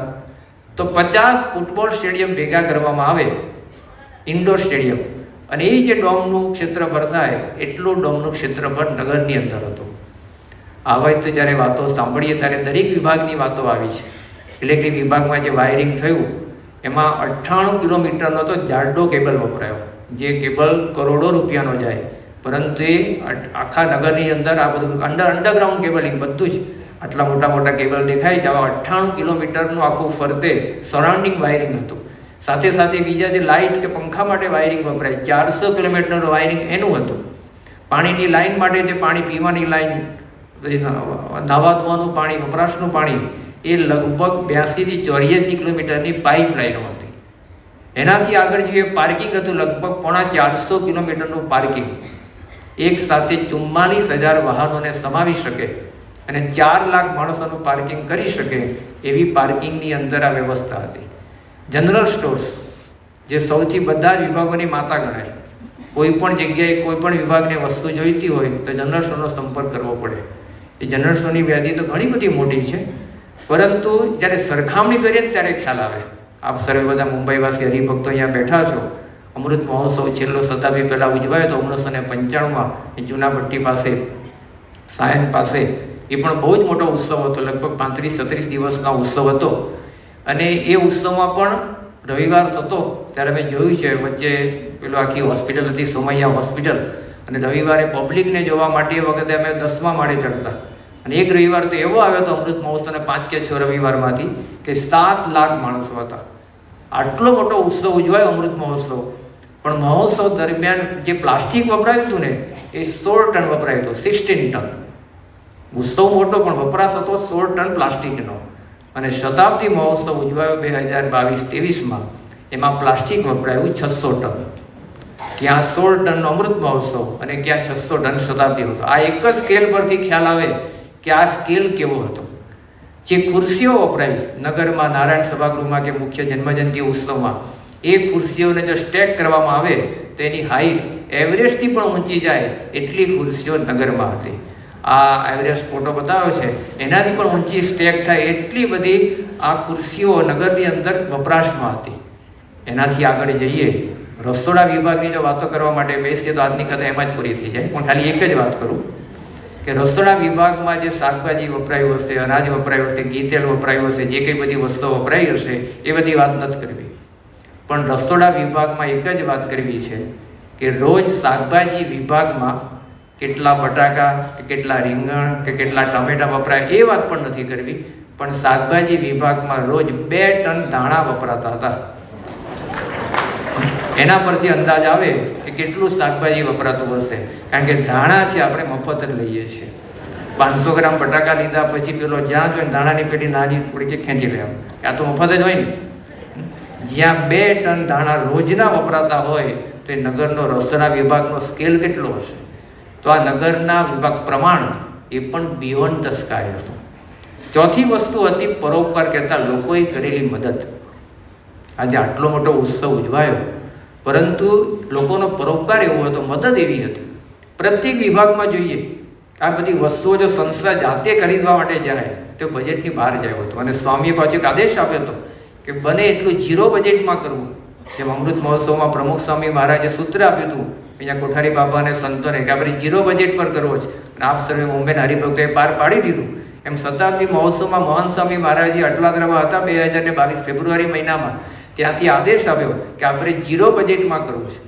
ભાઈ એટલું મોટું અઘરું કામ, અને બધા સંતોએ પ્રયત્ન કર્યો, કાર્યકરો પ્રમાણે દોડ્યા અને તદ્દન બધા બિન સત્સંગી વ્યક્તિ, ગુણભાવી વ્યક્તિ, એમને સામે ચાલીને પ્રમુખ સ્વામી મહારાજના નામ ઉપર ને મહંત સ્વામી મહારાજના નામ ઉપર હજારોથી લાખો રૂપિયાની મદદ કરી. જેમ કે નગરની અંદર સિક્યુરિટી વિભાગ હતો, એમાં એક વિભાગ હતો કેમેરા વિભાગ, CCTV કેમેરા. આટલું મોટું નગર 600 એકરમાં પથરાયું હોય, એની સલામતી રાખવી બહુ મોટી જવાબદારી હતી. પણ એ સલામતીને રાખવા માટે લગભગ 750 થી 800 જેટલા CCTV કેમેરા કાર્યરત હતા. હવે આટલા બધા કેમેરા લાવવા, એ પ્રમાણે એના CAT 6 વાયરો લાવવા, એ બહુ જ અઘરું કામ. પરંતુ મુંબઈના જ પ્રામા કંપનીના MD અને ચેરમેન એવા આશીષભાઈ તકાળનો જ્યારે સંપર્ક કર્યો, એમને સામે ચાલીને પોતાના બધા જ કેમેરા નગરની અંદર કેબલ સાથે વાપરવા માટે આપી દીધા કે મારે પૈસો જોઈતો નથી, તમે નિઃશુલ્કપણે આ સેવા આપો. આટલા બધા મોંઘા અને આટલી મોટી સંખ્યામાં કેમેરા આપવા એમને સામેથી આપ્યા. કોમ્પ્યુટર વિભાગમાં, ખાલી કોમ્પ્યુટર વિભાગમાં નહીં, દરેક વિભાગને કોમ્પ્યુટરની જરૂર પડે. તો સુરતના આપણા યુવક ઘનશ્યામભાઈને વિચાર આવ્યો, પછી કોમ્પ્યુટર ઘણું બધું આવું લે વેચનું કામ કરે છે. લગભગ નગરમાં જે હજારોની સંખ્યામાં કોમ્પ્યુટર વપરાયા, એમાં 70% કોમ્પ્યુટર એને એકલાએ આપ્યા. અને પછી વાપરીને આપણે પાછા આપી દેવાના હતા. પણ આટલા વાપરવા, આટલા દિવસો અને મહિનાઓ સુધી આપવા, એ સેવા પણ કેટલી કપરી છે. એનાથી આગળ જોઈએ કે દરેક વિભાગમાં આવું. પોલીગો કંપનીના માલિકનો જ્યારે સંતોએ સંપર્ક કર્યો, એ કેબલ આપણે જોયું, મોટો કેબલ, એવા કેબલની જરૂરથી લગભગ 70 થી 80 કિલોમીટરના કેબલની જરૂર. જ્યારે પહેલી જ વાર મળ્યા ત્યારે માલિકે કીધું કે વાંધો નહીં, વાપરવા માટે લઈ જજો. પછી મોટી ચિંતા એ હતી કે કેબલને ગમે ત્યારે ટુકડા કરવાના થાય, આ કેબલ તો સળંગ જ હોય, એમાં સાંધો ના ચાલે. ત્યારે એમને કીધું કે તમે ચિંતા નહીં કરતા, તમારે જેમ જરૂર પડે એમ ટુકડા કરીને વાપરજો, અને કદાચ પાછો નહીં આવે તો પણ મને ચિંતા નથી. કરોડો રૂપિયાનો આ કેબલ, લગભગ 80 કિલોમીટરથી વધારે કેબલ આ પોલીકેબ કંપનીએ સામેથી સેવા આપી. આવા દરેક વિભાગની કથા છે. તો આનું જે પરોપકાર લોકોએ સામેથી મદદ કરી. આજ મુંબઈમાં બેઠા છીએ તો મુંબઈ વિભાગના એવા બધા ડિરેક્ટરે સામે ચાલીને મદદ કરી. અરવિંદભાઈ બબ્બલ, જ્યારે બધા શો બનાવવાનું નક્કી થયું, પારિવારિક એકતા આધારિત તૂટે હૃદય તૂટે ઘર, પછી વ્યસન મુક્તિ આધારિત ચલો તોડ દે બંધન, આ પ્રમુખ સ્વામી મહારાજના જીવન કાર્ય આધારિત સંત પરમ હિતકારી અને ભારતની અસ્મિતા ધરાવતો મેરા ભારત અપના ભારત, આ બધા શો બનાવવાનું નક્કી થયું. અરવિંદભાઈ બબ્બલનો સંપર્ક કર્યો ત્યારે અરવિંદભાઈ બબ્બલે સામેથી કીધું કે ચિંતા ના કરશો, આમાંથી 2 શો હું બનાવી આપીશ. હવે આ શો બનાવવા આ ડિરેક્ટર એટલા મોટા ગજાના કે જે પોતે જ્યારથી આ શરૂ કરે કામ ત્યારથી એનું મીટર ચડવા લાગે, ને રોજની એની 5 થી 6 લાખ રૂપિયાની ફી હોય. આ એવા મોટા ગજાના બધા દિગ્ગજ કલાકારો અને ડિરેક્ટર, પણ આટલું બધું કાર્ય કર્યું સંપૂર્ણપણે માણસો એમના, એડિટિંગ એમનું, કેમેરા બધી વિડીયો ટીમ એમની, પરંતુ નિઃશુલ્કપણે આ બધી જે સેવા આપી ત્યારે આપણને આશ્ચર્ય થાય કે કેટલા હજારો લોકોની મદદથી, પરોપકારથી આખો આ ઉત્સવ ઉજવાયો. જ્યારે પારિવારિક એકતા આધારિત શો બનાવવાનો, તૂટે હૃદય તૂટે ઘર, હવે આ શો બનાવવો કેવી રીતે, થીમ નક્કી, પણ એને કોઈ સારા ડિરેક્ટર બનાવે તો ઇફેક્ટિવ થાય. સંપર્ક કર્યો સંતોએ ઉમેશભાઈ શુક્લ, એને OMG ઓ માય ગોડ ફિલ્મના ડિરેક્ટર અને બહુ જ પ્રસિદ્ધ વ્યક્તિ, એનો જ્યારે સંપર્ક કર્યો અને પહેલી વાર જ્યારે સંતે એમને મળ્યા ત્યારે એમને બધી વાત સાંભળી કે પ્રમુખ સ્વામી મહારાજ શતાબ્દી મહોત્સવ માટે મારે આવું કરવાનું છે. પણ એમને સામે એક શરત મૂકી. સંતોને કીધું કે હું એક શરતે આ શો બનાવું. સંતો કે કઈ શરત, તમારી ફી કેવી, એ પણ આપણે વાત કરવાના છે કે શું છે. ત્યારે એને શરત શું મૂકી કે હું આમાંથી એક પણ પૈસો નહીં લઉં, એ મારી શરત છે, એટલે હું શો કરાય. સામે જ આપણે તો જોઈએ છે એ પૈસા ના લે તો આપણે જોઈએ જ, સેવામાં તો કરવું છે. પણ આવી બધી ભાવનાથી આ કાર્ય થયું. સાથે સાથે આગળ જોઈએ જે શો હતો મેરા ભારત અપના ભારત, એ પણ બહુ જ અદ્ભુત શો બન્યો. એના ડિરેક્ટર હતા ધરમજી વર્મા, જેને 5000થી વધારે સિરિયલો બનાવી છે અને બહુ જ ઇફેક્ટિવ શો બનાવનારમાં એનું નામ ગણાય. એમનો પણ જ્યારે સંપર્ક કર્યો ત્યારે એમને પણ કીધું કે હું પ્રમુખ સ્વામી મહારાજ શતાબ્દી મહોત્સવ માટે આ મારી સેવા ગણી લેજો, મારે એક પણ પૈસો જોઈતો નથી. આ નિઃશુલ્કપણે સેવા ભાવનાથી આ પરોપકાર કરનારા આવા હજારો વ્યક્તિના પ્રયત્નથી આ ઉત્સવ ઉજવાયો. અને સાથે ભાવના કેવી, ચલો વ્યક્તિ પોતાની વસ્તુ તો આપી દે, પોતાનો સમય તો આપી દે, પણ હૃદયની જે શુદ્ધ ભાવના એ કેટલી ઉચ્ચ પ્રકારની. 1-2 પ્રસંગ જ સમજવા માટે પૂરતા છે. કમલેશભાઈ પટેલ કરીને આપણા એક હરિભક્ત શતાબ્દી મહોત્સવની સેવામાં જોડાયા. ખૂબ સારા બિલ્ડર. એમને પોતાના લગભગ 700 મકાનો સેવાની અંદર આપ્યા હતા. 700 મકાનની સ્કીમ સેવામાં આપી એટલે કેટલા મોટા કક્ષાના બિલ્ડરે હશે. સેવાની અંદર જોડાયા પાણી વિભાગની સેવામાં. હાથમાં પાના પકડ લઈને કોઈ જગ્યાએ પાઇપ રિપેરિંગને બધું કરતા હોય એટલે કોઈ બહારના વ્યક્તિ આવે સંતો એમને પરિચય આપે કે આટલા મોટા કક્ષાના બિલ્ડર છે પણ અત્યારે સાવ સામાન્ય કક્ષાનું મજૂરનું કામ કરે છે. આવો જ્યારે પરિચય આપે ને પછી કમલેશભાઈએ જોયું કે આ વારંવાર આવો પરિચય આપે છે તો એમાંથી તો મને એમને અંતરદૃષ્ટિ થઈ. પછી એમણે સંતોને વિનંતી કરી કે સ્વામી મારો પરિચય આવવાનો આપશો. કેમ કે તમે મારો આવો પરિચય આપશો એટલે મારા અંતરમાં માન આવશે અને મારો પછી અંદર ફૂલાવાનું થશે. એટલે મારી સેવામાં કંઈ ખામી હશે ને તો કોઈ સંતો મને ટોકશે નહીં અને જો મને ટોકવામાં નહીં આવે તો મારા સ્વભાવ કેમ દૂર થશે. એટલે મારો પરિચય તમે આપશો નહીં. આ ભાવના છે. આટલી મોટી કક્ષાના બિલ્ડર સેવામાં જોડાયા પણ ભાવના કઈ સેવા કરવા માટે કોઈ હોદ્દો નહીં, કોઈ અધિકાર નહીં, કોઈ માન અપેક્ષા નહીં, મારા સ્વભાવ ઘસાય, સ્વભાવ ટળે એ ભાવનાથી સેવા કરનારા આ બધા હરિભક્તોની સમર્પણ નિષ્ઠા. સાથે સાથે સ્વામી જ્યાં રોકાયા હતા એ સિદ્ધિ મેન્શન નામનો બંગલો જેના માલિક હતા મુકેશભાઈ અને ભરતભાઈ, ગુજરાત ટીવી ફર્સ્ટ ચેનલના માલિક. બહુ વિશાળ જમીનમાં એમનો બંગલો અને નગરથી નજીક અને અનુકૂળ હતો સ્વામીના નિવાસસ્થાન માટે. એટલે એમને જ્યારે લગભગ 1.5 થી 2 મહિના માટે પોતાનું નિવાસસ્થાન ખાલી કરી દીધું અને સ્વામી અને સેવક સંતો માટે, સદગુરુ સંતોના રહેઠાણ માટે આપી પણ દીધું. નગર શરૂ થયું 14મી ડિસેમ્બરે. 17મી 18મી ડિસેમ્બરે આ બંને ઘરના માલિક મુકેશભાઈ અને ભરતભાઈ સ્વામી ત્યાં રોકાતા. સવારે પૂજા દર્શન પણ ત્યાં જ આપતા અને વિશેષ કરીને પરદેશના હરિભક્તોને કોરોનામાં લાભ નહોતો મળ્યો એટલે એમના પૂજા દર્શનમાં વારા ગોઠવાયા હતા. રોજ 2,000 હરિભક્તો પૂજા દર્શન માટે ત્યાં આવે. એમના કેમ્પસમાં જ આખો વિશિષ્ટ ટેન્ટ બનાવ્યો હતો, ત્યાં વ્યવસ્થા હતી. પણ બધાનું પાર્કિંગ એમના બંગલાની સામે પાર્કિંગ પ્લોટ હતો એમાં બધાએ કરવાનો. હવે 3-4 દિવસ થયા મુકેશભાઈ ભરતભાઈ રોજ સવારે પૂજા દર્શન માટે આવે કારણ કે એમના જ બિલ્ડિંગમાં બધું આ થતું હતું. એટલે ગાડી સામે પાર્ક કરીને આવે અને પૂજામાં જતા હતા અને આત્મ સ્વરૂપ સ્વામીની નજર એમના પર પડી. એમને રોકે, તમે ક્યાં જઈને આવ્યા? કે સ્વામી ગાડી સામે પાર્ક કરીને આવ્યા. કેમ? કે ગાડી સામે બધાની પાર્ક કરી, તમે ત્યાં ગાડી સામે પાર્ક કરી. કે તમે તો આ બંગલાના માલિક છો, તમારે ગાડી સામે પાર્ક કરવા નથી. એ તો આ બધા હરિભક્તો જે આવે પૂજા દર્શન માટે એના માટેની વ્યવસ્થા છે. તમારે તો તમારા બંગલામાં જ પાર્કિંગ કરવાનું. ના સ્વામી, કે જે હરિભક્તો માટે નિયમ એ જ મારે માટે નિયમ. હવે આ બંગલો અમારો રહ્યો નથી, અમે સ્વામી માટે આપી દીધો એટલે અમે એના માલિક નથી, અમે બધા હરિભક્તની જેમ જ વર્તીશું. આટલા મોટા બિલ્ડર જેમને પણ મકાનની સાથે, સ્વામીના નિવાસસ્થાનની સાથે પોતાના 1200 મકાનની સ્કીમ સેવામાં આપી હતી. અને આ ભાવનાથી સેવા કરવી કે ના અમે પણ બધા હરિભક્તોની જેમ અન્ય જગ્યાએ જ પાર્કિંગ કરીશું. આ કઈ ઉચ્ચ ભાવના હશે. વસ્તુ તો આપી દેવાય પણ અંતરની આવી એક નિસ્વાર્થ ભાવના, આવી ઉચ્ચ પવિત્ર ભાવનાથી સેવા સમર્પિત કરવી એ ખરેખર અલગ બાબત હતી. એવા પ્રત્યેક વિભાગમાં કેટલાય હજારો અનુભવ એવા થયા કે લોકોએ પરોપકાર તો કર્યો પરંતુ અંતરની શુદ્ધ અને પવિત્ર ભાવનાથી. જ્યારે ઉત્તરા વિભાગના બધા બિલ્ડરોએ પોતાને આટલી બધી હજારો મકાનોની સ્કીમ આપી એની સાથે આપણે લગભગ 80,000માંથી 50,000 સ્વયંસેવક અને 30,000 હરિભક્તો એને સમાવી શક્યા. આ બધી વ્યવસ્થા થઈ. એ બધી સ્કીમ મોટા ભાગે નવી હતી. એમાં ઇલેક્ટ્રિક ફિટિંગ, પાણી ફિટિંગ બધું આપણા હરિભક્તો સંતોએ કર્યું.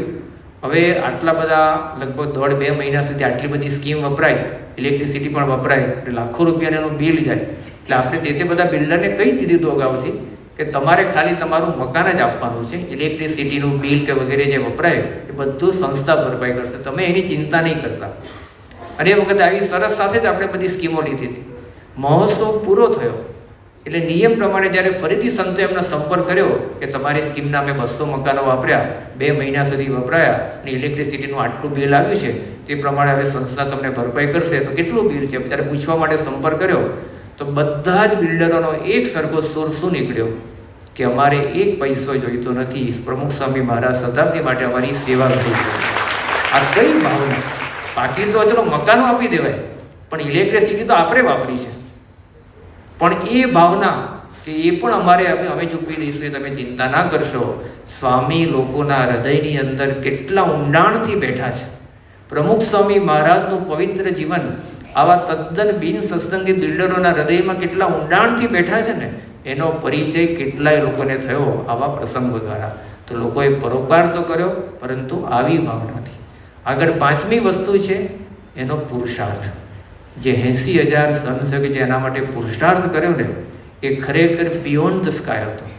એક સ્વામીના વચને 80,000 સ્વયંસેવકો સેવા માટે તૂટી પડ્યા અને નગરનો એક પણ દિવસ એવો નહોતો ગયો કે નગરના સ્ટેજ ઉપરથી આવનાર પ્રત્યેક મંડલેશ્વર કે મિનિસ્ટર, મહાનુભાવ કે પ્રધાનમંત્રી કે મુખ્યમંત્રી કે કોઈ પણ પ્રકારના વ્યક્તિઓ, ઉદ્યોગપતિ એ મહોત્સવના સ્ટેજ ઉપર આવ્યા હોય, પોતાનું વક્તવ્ય આપ્યું હોય અને એને 80,000 સ્વયંસેવકને યાદ ના કર્યા હોય. કારણ કે લોકોને ખબર છે કે એક નિઃશુલ્ક નોકર પણ આજે મળતો નથી. એની જગ્યાએ પોતાના ખર્ચે આવવાનું, પોતાના ખર્ચે રહેવાનું અને પોતાના ખર્ચે પાછા જવાનું એવા 80,000 સ્વયંસેવક મહિનાઓ સુધી પોતાની નોકરી ધંધા છોડીને સેવા માટે આવી ગયા. અને કેવી ભાવના સાથે 4-5 પ્રસંગો સમજવા માટે પૂરતા છે. ગોંડલમાં 31મી ઓક્ટોબર 2021 મહંત સ્વામી મહારાજ અન્નકૂટ ઉત્સવ પૂર્ણ કરી અમદાવાદ તરફ આવતા હતા અને પછી સ્વામી થોડોક સમય યોગીજી મહારાજ હોસ્પિટલમાં રોકાઈ પછી નગરમાં આવવાના હતા.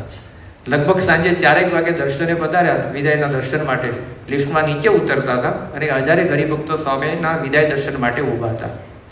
એમાં એક વ્હીલચેરમાં એક 16 વર્ષનો યુવક, નામ હતું મિત કોટડિયા. એને મસલ ડિસ્ટ્રોફી નામનો એક રોગ થયો હતો, એટલે તદ્દન આમ અસહાય હતો. વ્હીલચેરમાંથી ઊભો ના શીખ એવી પરિસ્થિતિમાં હતો.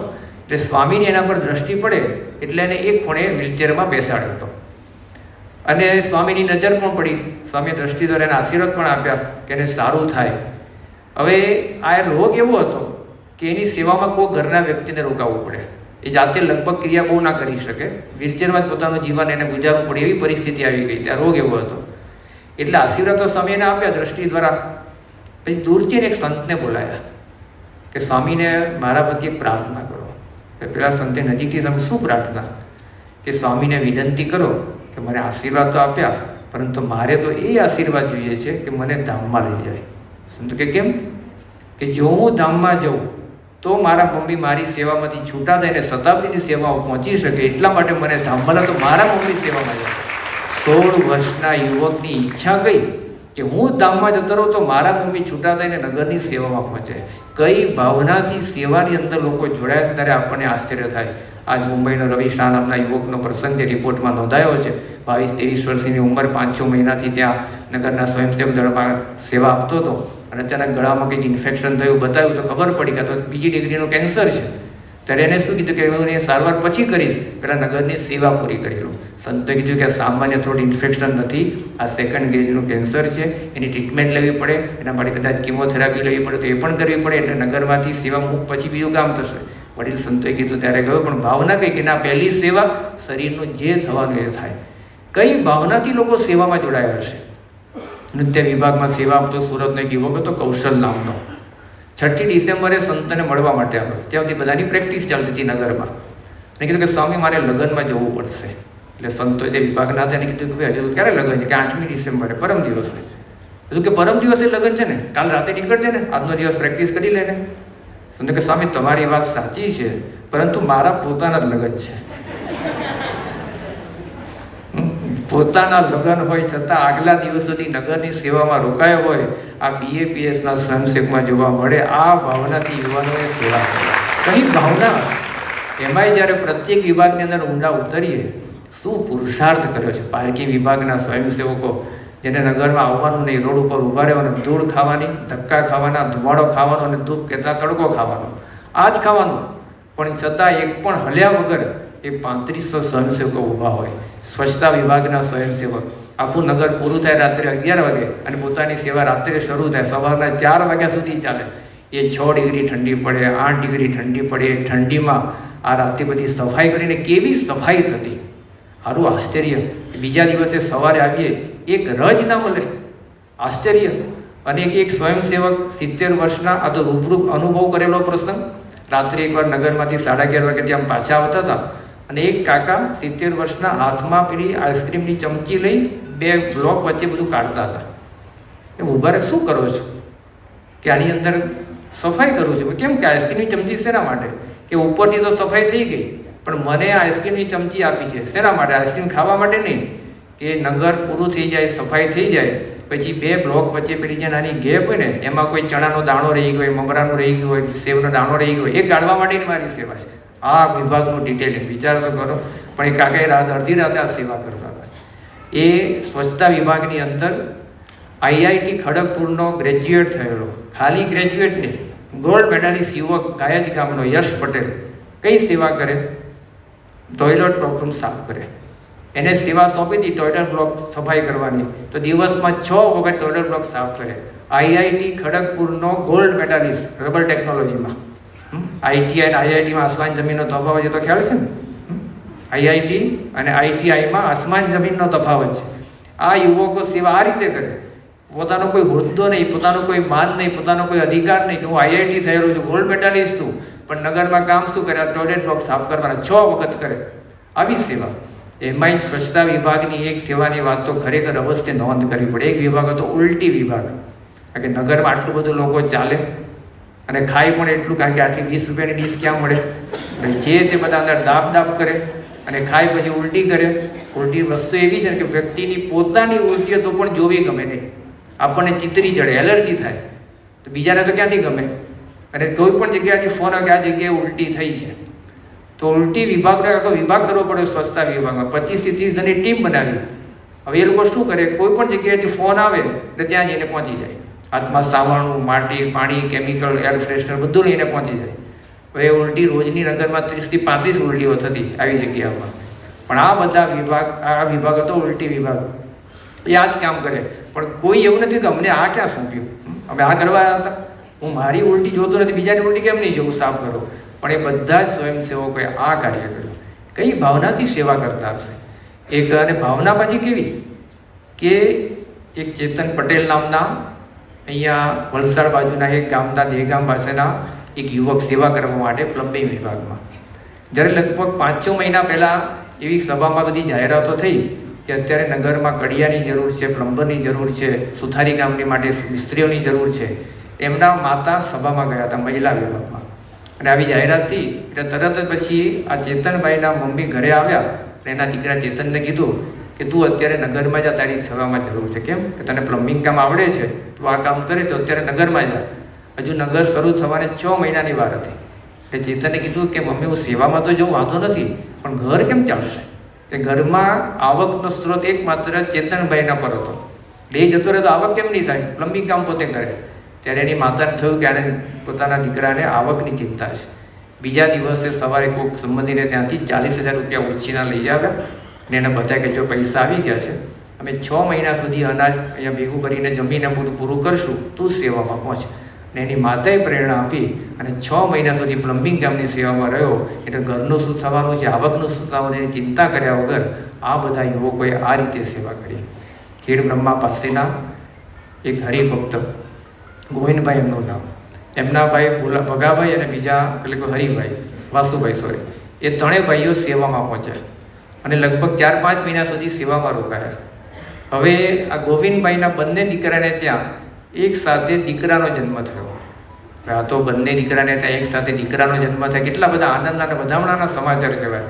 એટલે ગોવિંદભાઈના બંને દીકરાઓએ ફોન કર્યો કે પપ્પા તમે ઘરે આવો, આપણે ત્યાં બેયને ત્યાં પુત્ર જન્મ થયો છે, અમારે 2 ભાઈઓને ત્યાં, અને અમારે આખી નાતને ભેગી કરીને બધાને જમાડવા છે, મોટો ઉત્સવ કરવો છે. ત્યારે એ વખતે ગોવિંદભાઈએ કીધું કે જો હું નગરની સેવામાં આવ્યો છું એટલે અત્યારે મારાથી અવાશે નહીં, તમે તમારી રીતે પતાવી દો, અને હું પણ નહીં આવું, તારા કાકા પણ નહીં આવે. 3 ભાઈઓ ગોવિંદભાઈ, આ ભગાભાઈ અને વાસુભાઈ 3 ભાઈઓ સેવામાં રોકાયા. આ બાજુ એમના બંને દીકરાએ મોટો ઉત્સવ કર્યો. 25 તો નાતના ભાઈઓ ભેગા થયા, પણ એમના પિતા બંને ભાઈના એ આવ્યા નહોતા.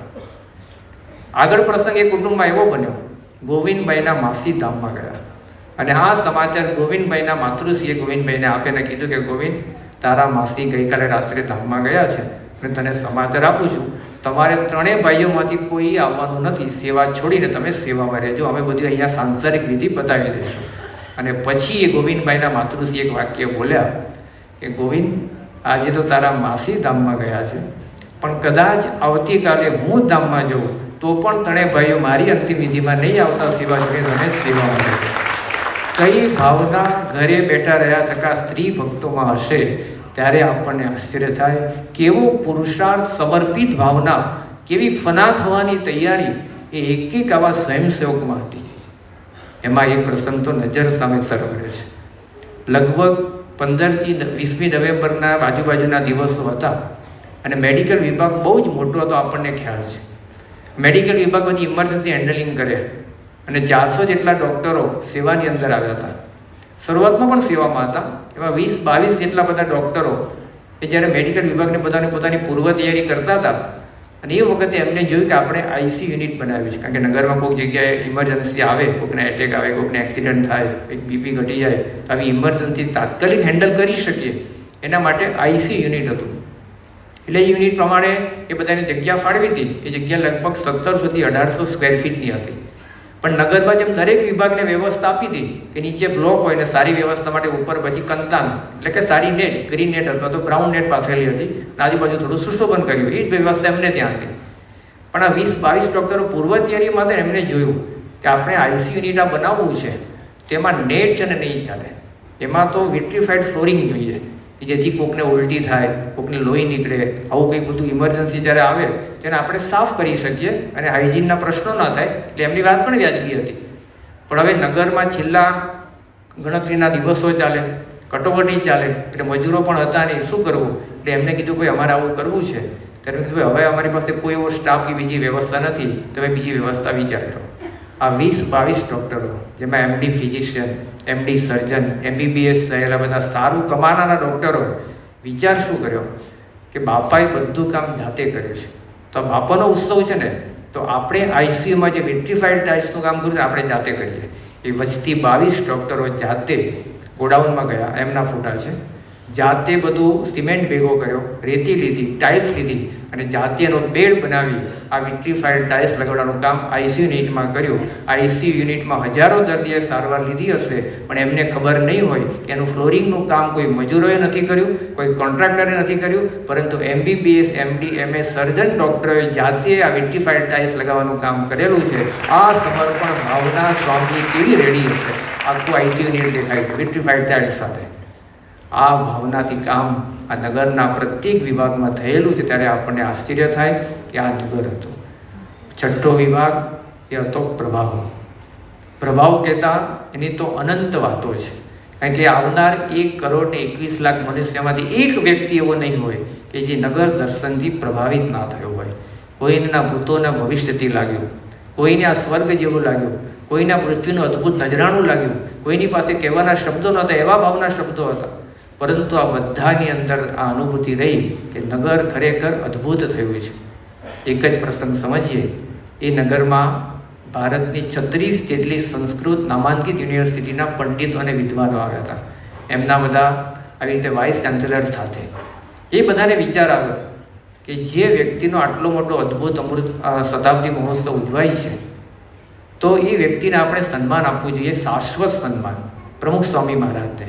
અને બધા 36 યુનિવર્સિટીના વાઇસ ચાન્સેલર પંડિતો અને વિદ્વાનોએ ભેગા થઈ પ્રમુખ સ્વામી મહારાજને સનાતન ધર્મ જ્યોતિ, જે હજુ સુધી કોઈને પણ આ ઉપનામ મળ્યું નથી એવું બહુમાન આ બધા પંડિતોએ ભેગા થઈને પ્રમુખ સ્વામી મહારાજ શતાબ્દી નિમિત્તે આપ્યું. આ અંતરનો પ્રભાવ કેટલો હશે આપણને ખ્યાલ. આવનાર પ્રત્યેક વ્યક્તિ કોઈ પારિવારિક એકતાની પ્રેરણા લઈને ગયું, કોઈ સ્વચ્છતાની પ્રેરણા લઈને ગયું, કોઈ પોતપોતાની રીતે સાથે રહેવાની પ્રેરણા લઈને ગયું, કોઈ વ્યસન મુક્ત થઈને ગયું, પણ દરેકના અંતરમાં આવો પ્રભાવ પડેલો છે. સાતમી વસ્તુ છે પરિવર્તન. પરિવર્તન તો હજારો લોકોના થયા. વ્યસન મુક્તિ આધારિત શો જોઈને બહાર નીકળે અને ખરેખર લગભગ એ વ્યક્તિએ પોતાનું વ્યસન મૂક્યું જ હોય, વર્ષો જૂનું હોય, એ વ્યસન મુક્ત થયો હોય. એવા કેટલા પ્રસંગો. એક પત્રકાર ભાઈ, બહુ જ ઊંચી કક્ષાના પત્રકાર અને વર્ષોથી પત્રકારના ફિલ્ડમાં, અને એની કલમ પણ ખૂબ સારી, પણ વ્યસન પૂરેપૂરું. વ્યસનને પોતે છોડી ના શકે. નગરમાં આવ્યા પોતાના પરિવાર સાથે, એમાં એનો સાથે નાનો દીકરો હતો. બાલનગરીમાં ગયા, બાલનગરીના શો જોયા, સુવર્ણા અને વગેરે.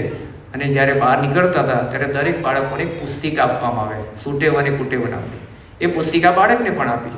એ ઘરે આવ્યો, એ બાળક પુસ્તિકાના પાના ફેરવતો હશે, એમાં એને વાંચવામાં આવ્યું કે જે વ્યક્તિ વ્યસન કરે એ કુટેવારો કહેવાય, એનો સંગ ના કરાય. એટલે એકદમ અટકી ગયો અને તરત જ આ વાક્ય લઈને એના પિતા પાસે ગયો, પત્રકાર જે પેલા વ્યસની હતા ને, કે પપ્પા આમાં તો આવું લખ્યું છે કે જે વ્યક્તિ વ્યસન કરે એનો સંગ ના કરાય, તો હવે મારે તમારી સાથે બોલાય કે ના બોલાય? અને પેલા પત્રકાર એકદમ આશ્ચર્ય મુક્ત થઈ ગયા કે મેરી બિલ્લી મુજસે મેં. એને એવું લાગ્યું કે આ નગર જોયું ને આને શું થયું. તો એ જ વખતે એને સંતોને ફોન કર્યો. પ્રેસ વિભાગના કે આવું થયું છે, એટલે આવતીકાલે સવારે ફરીથી હું નગરમાં ફેમિલી સાથે આવું છું. આ બાળક મને આવું કહી જાય કે તમારે તમારી સાથે બોલાય કે ના બોલાય, તમારી જોડે રહેવાય કે ના રહેવાય. અને તરત જ આ પત્રકાર ભાઈ પ્રેસ વિભાગમાં આવ્યા, આખો આ પ્રસંગ કીધો અને ત્યાં સંતોને કીધું કે મને હવે વ્યસન મુક્ત કરો, મારે કાયમ માટે વ્યસન છોડવું છે. જે અત્યાર સુધી વ્યસન છોડી શકતા નહોતા, પણ પોતાનો જ બાળક આ પ્રદર્શન જોઈને ગયો અને પુસ્તિકા વાંચી એને પ્રેરણા મળી ગઈ, એનું પરિવર્તન થઈ ગયું. એટલું જ નહીં, એને કે આના પછીની વિધિ શું છે, બસ હવે પછી અમે એને વર્તમાન દીક્ષા આપીએ છીએ, કંઠી પહેરાવ કે એ પણ પહેરાવો, કે એના પછીની શું છે કે પછી પૂજા આપીએ છીએ કે પૂજા પણ લાવો. પરિવાર સાથે પૂજા લઈને બહાર નીકળ્યા, ક્યાં હતા ને ક્યાં થઈને ગયા. આવા તો સેંકડો પ્રસંગો. નગરની અંદર આવનાર પ્રત્યેક વ્યક્તિ એવા પરિવર્તિત થઈને જાય કે જેની ગાથા તો ખરેખર અનંત છે. એકવાર નગરમાં એક બહેનની સોનાની ચેઇન ખોવાઈ, બહુ જ મોંઘી હતી. એટલે ત્યાં એક વિભાગ હતો, લોસ્ટ એન્ડ ફાઉન્ડ વિભાગ, પૂછપરછ વિભાગનો એક પેટા વિભાગ હતો. એમાં એમને સંપર્ક કરીને કીધું કે મારી આવી સોનાની ચેઇન ખોવાઈ છે, જો મળે તો ઠીક છે. એમને દુઃખ નહોતું, શાંતિથી બેઠા હતા. એટલે 2 કલાક થયા, પેલા બેન ત્યાં બેઠા હતા કે કદાચ કોઈકને મળે ને અહીંયા આપી જાય તો. એટલે એ વિભાગના સ્વયંસેવક બહેનોએ એમને પૂછ્યું કે બેન, તમને કોઈ ચિંતા નથી કે તમારી આવી સોનાની ચેન ખોવાઈ કે આટલી મોંઘી ચેન અને તમે શાંતિથી બેઠા છો? તો બેને જવાબ શું આપ્યો, બહારના હતા, કે મને વિશ્વાસ છે કે આ પ્રમુખ સ્વામીનું નગર છે ને, એટલે ભલે મારી ચેન ખોવાય પણ મને પાછી મળી જશે. અને ખરેખર એવું થયું. અડધો પોણો કલાક થયો, ત્યાં એક બેન ચેન લઈને આવે. તપાસ કરી, મેચિંગ કર્યું કે એમને જે ઓળખાણ અને પૂછપરછ આપી હતી એ પ્રમાણે છે કે એ પ્રમાણે કે હવે તમારી ચેન છે, એમને આપી. જે બેન શોધીને લાવ્યા હતા, જેમને મળી હતી, એમને પૂછ્યું કે તમને એવું નથી કે આ ચેન હું લઈ લઉં, કયા કોણ જોવાનું હતું? ત્યારે બેને જવાબ શું આપ્યો કે લેવાની ઈચ્છા ક્યાંથી થાય, કે આ પ્રમુખ સ્વામી મહારાજ નગરનો ઓરા એટલો દિવ્ય છે ને કે માઇન્ડ બદલાઈ જાય છે, બીજા કોઈ વિચારો આવતા નથી, આમ મગજ શાંતિને દિવ્ય થઈ જાય છે. બહારના આવનાર પ્રત્યેક વ્યક્તિના મગજમાં કેવું પરિવર્તન થઈ જતું. આવા તો સેંકડો પ્રસંગો. કેવા વ્યક્તિ હતા ને ક્યાં જઈને પહોંચ્યા. એક સંજયભાઈ પટેલ નામના વ્યક્તિ, જાખોરા ગામના, એમની બાજુમાં આપણે કાર્યકર રહે, 15 દિવસની સેવા માટે જતા હતા શરૂઆતના જુલાઈ, ઓગસ્ટ, સપ્ટેમ્બર મહિનામાં. અને એમને કીધું કે તારે આવું છે નગરમાં. હવે આને ખબર કે આ BAPSનો કાર્યકર છે, પણ સંજયભાઈ પટેલ એટલા વ્યસની વ્યક્તિ હતા.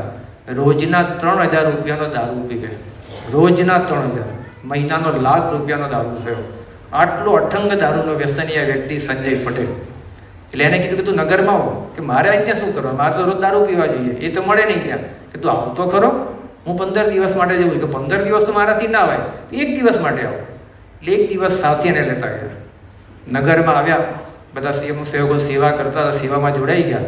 1 દિવસ પૂરો થયો એટલે સંજયભાઈ સામે જ પેલા કાર્યકરને કે એના પડોશી કાર્યકર જે લાવ્યા હતા ને કે મારે રોકાવું છે, કે રોકાવાનું પણ ના પાડે છે. 15 દિવસ થયા રોકાયા. 15 દિવસની જગ્યાએ 4 મહિના સુધી રોકાયા, પણ ક્યારે એનો દારૂ છૂટી ગયો એને ખબર પડી નહીં. નિર્વ્યસની થઈ ગયા. અને આ દારૂના વ્યસનને લઈને એના કુટુંબમાં પ્રશ્ન એ થયો હતો કે 2 વર્ષથી એમની દીકરો એના પત્ની પિયર ચાલ્યા ગયા હતા આના ત્રાસને લઈને.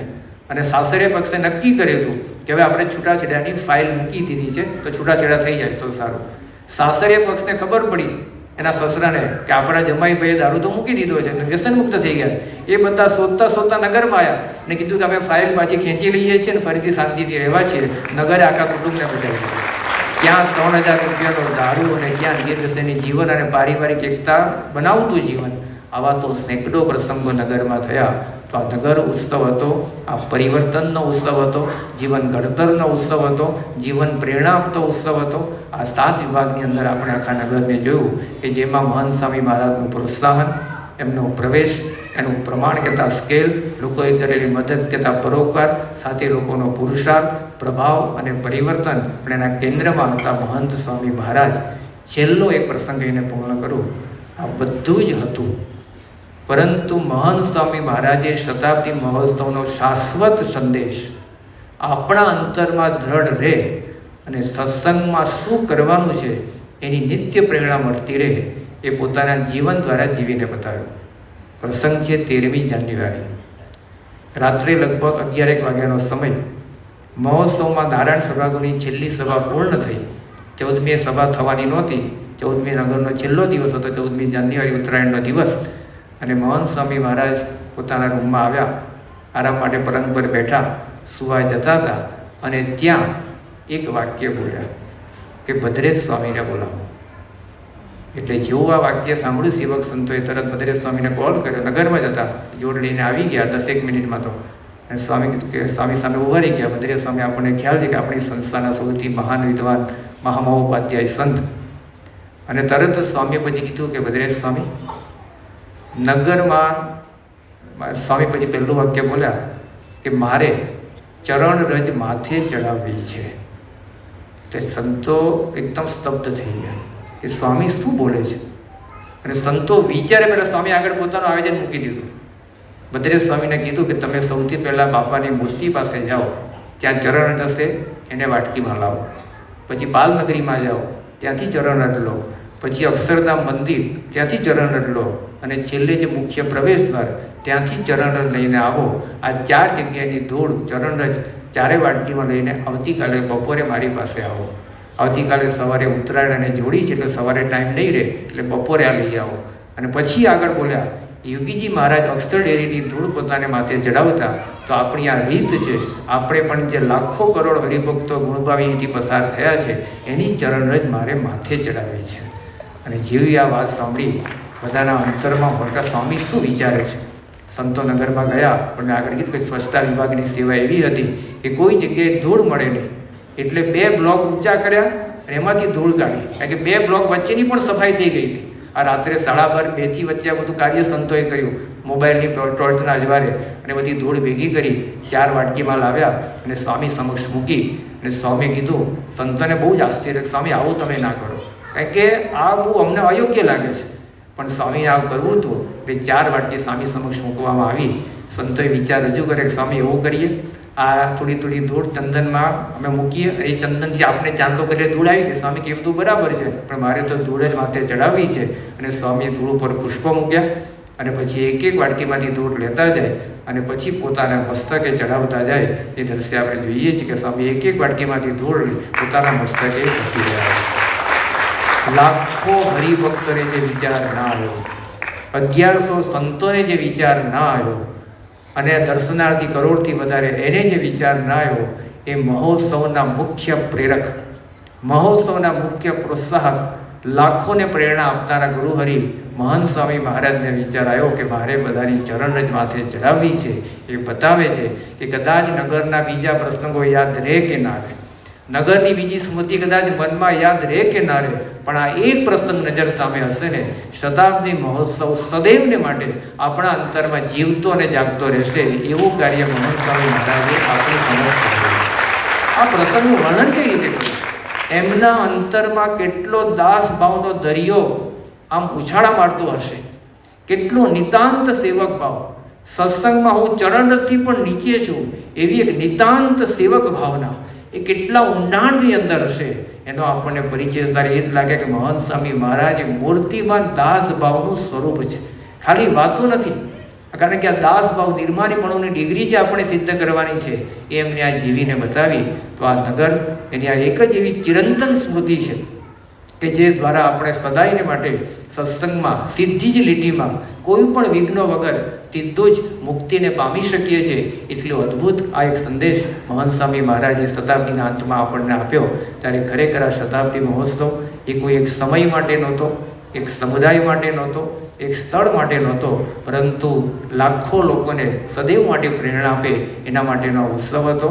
આ ઉત્સવની સ્મૃતિ એવી છે કે જ્યારે જ્યારે એને સંભાળીએ ત્યારે આપણું મન અને હૃદય ભરાઈ જાય. અને સાથે સાથે આપણા જીવનના પ્રત્યેક દિવસ આનંદ અલમસ્તાય અને અહોભાવથી રસબસ રહે. ગુરુહરિ પ્રત્યેની આપણે એને વરસાવેલી, આપણા પર વરસાવેલી અનંત કરુણા એનું આપણને સતત અનુસંધાન રહે. એમના પ્રત્યે સતત આપણે કૃતાર્થતાની લાગણી રહે અને એના દ્વારા આપણે આપણા જીવનમાં એક સંપૂર્ણપણે એમના પ્રત્યેનું ઋણ કહેતા કૃતજ્ઞતા અદા કરી શકીએ એવી ભાવના સદૈવ આપણા અંતરમાં રહે. એ જ એમના ચરણોમાં